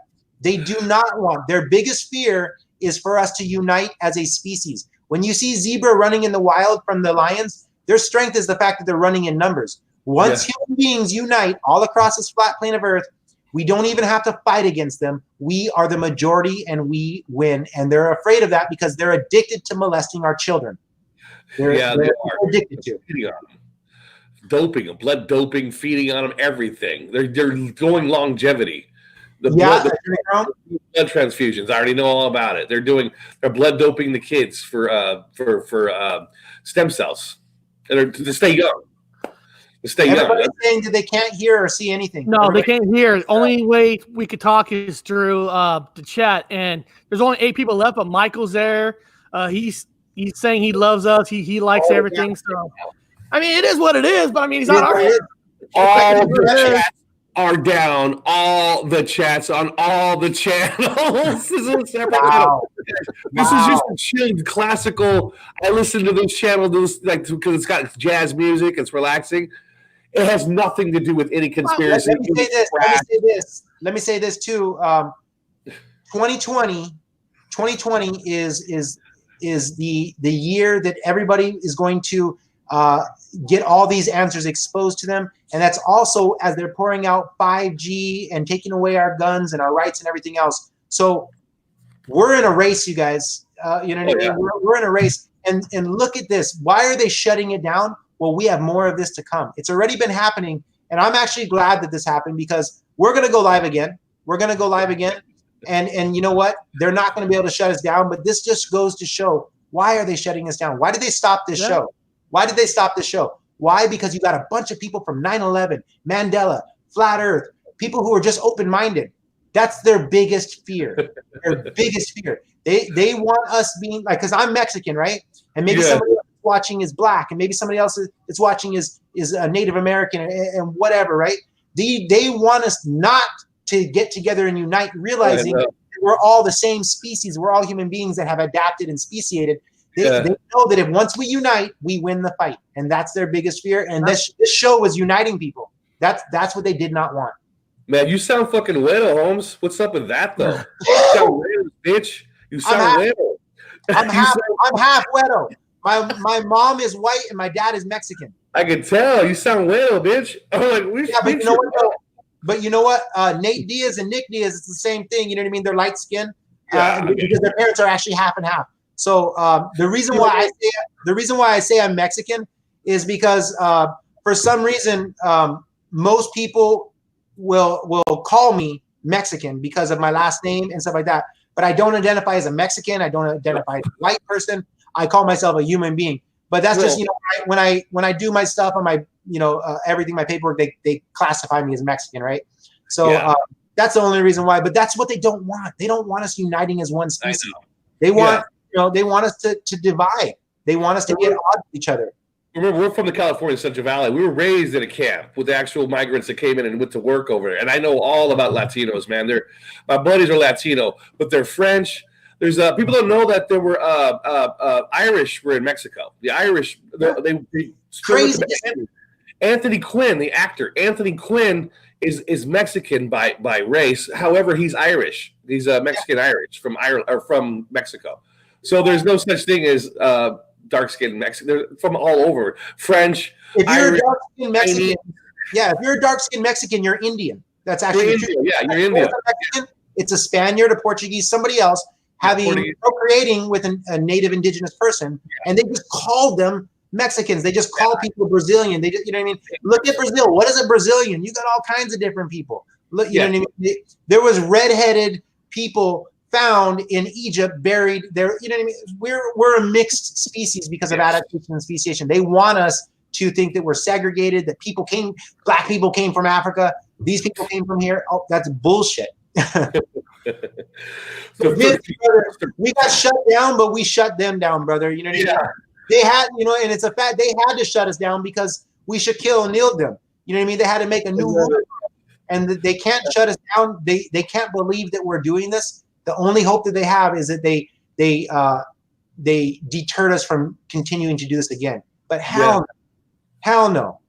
I can't wait. I gotta get off here, guys. I want to see the. No, I'm saying we actually had no trolls today. No, it was Actually, nothing. We had nothing. It was a clean show. That's what they didn't want. That's what they did not want. They did not want that. You know what? I saw a couple of trolls. Actually, my normal trolls. I saw a couple of them come into the chat room for a second.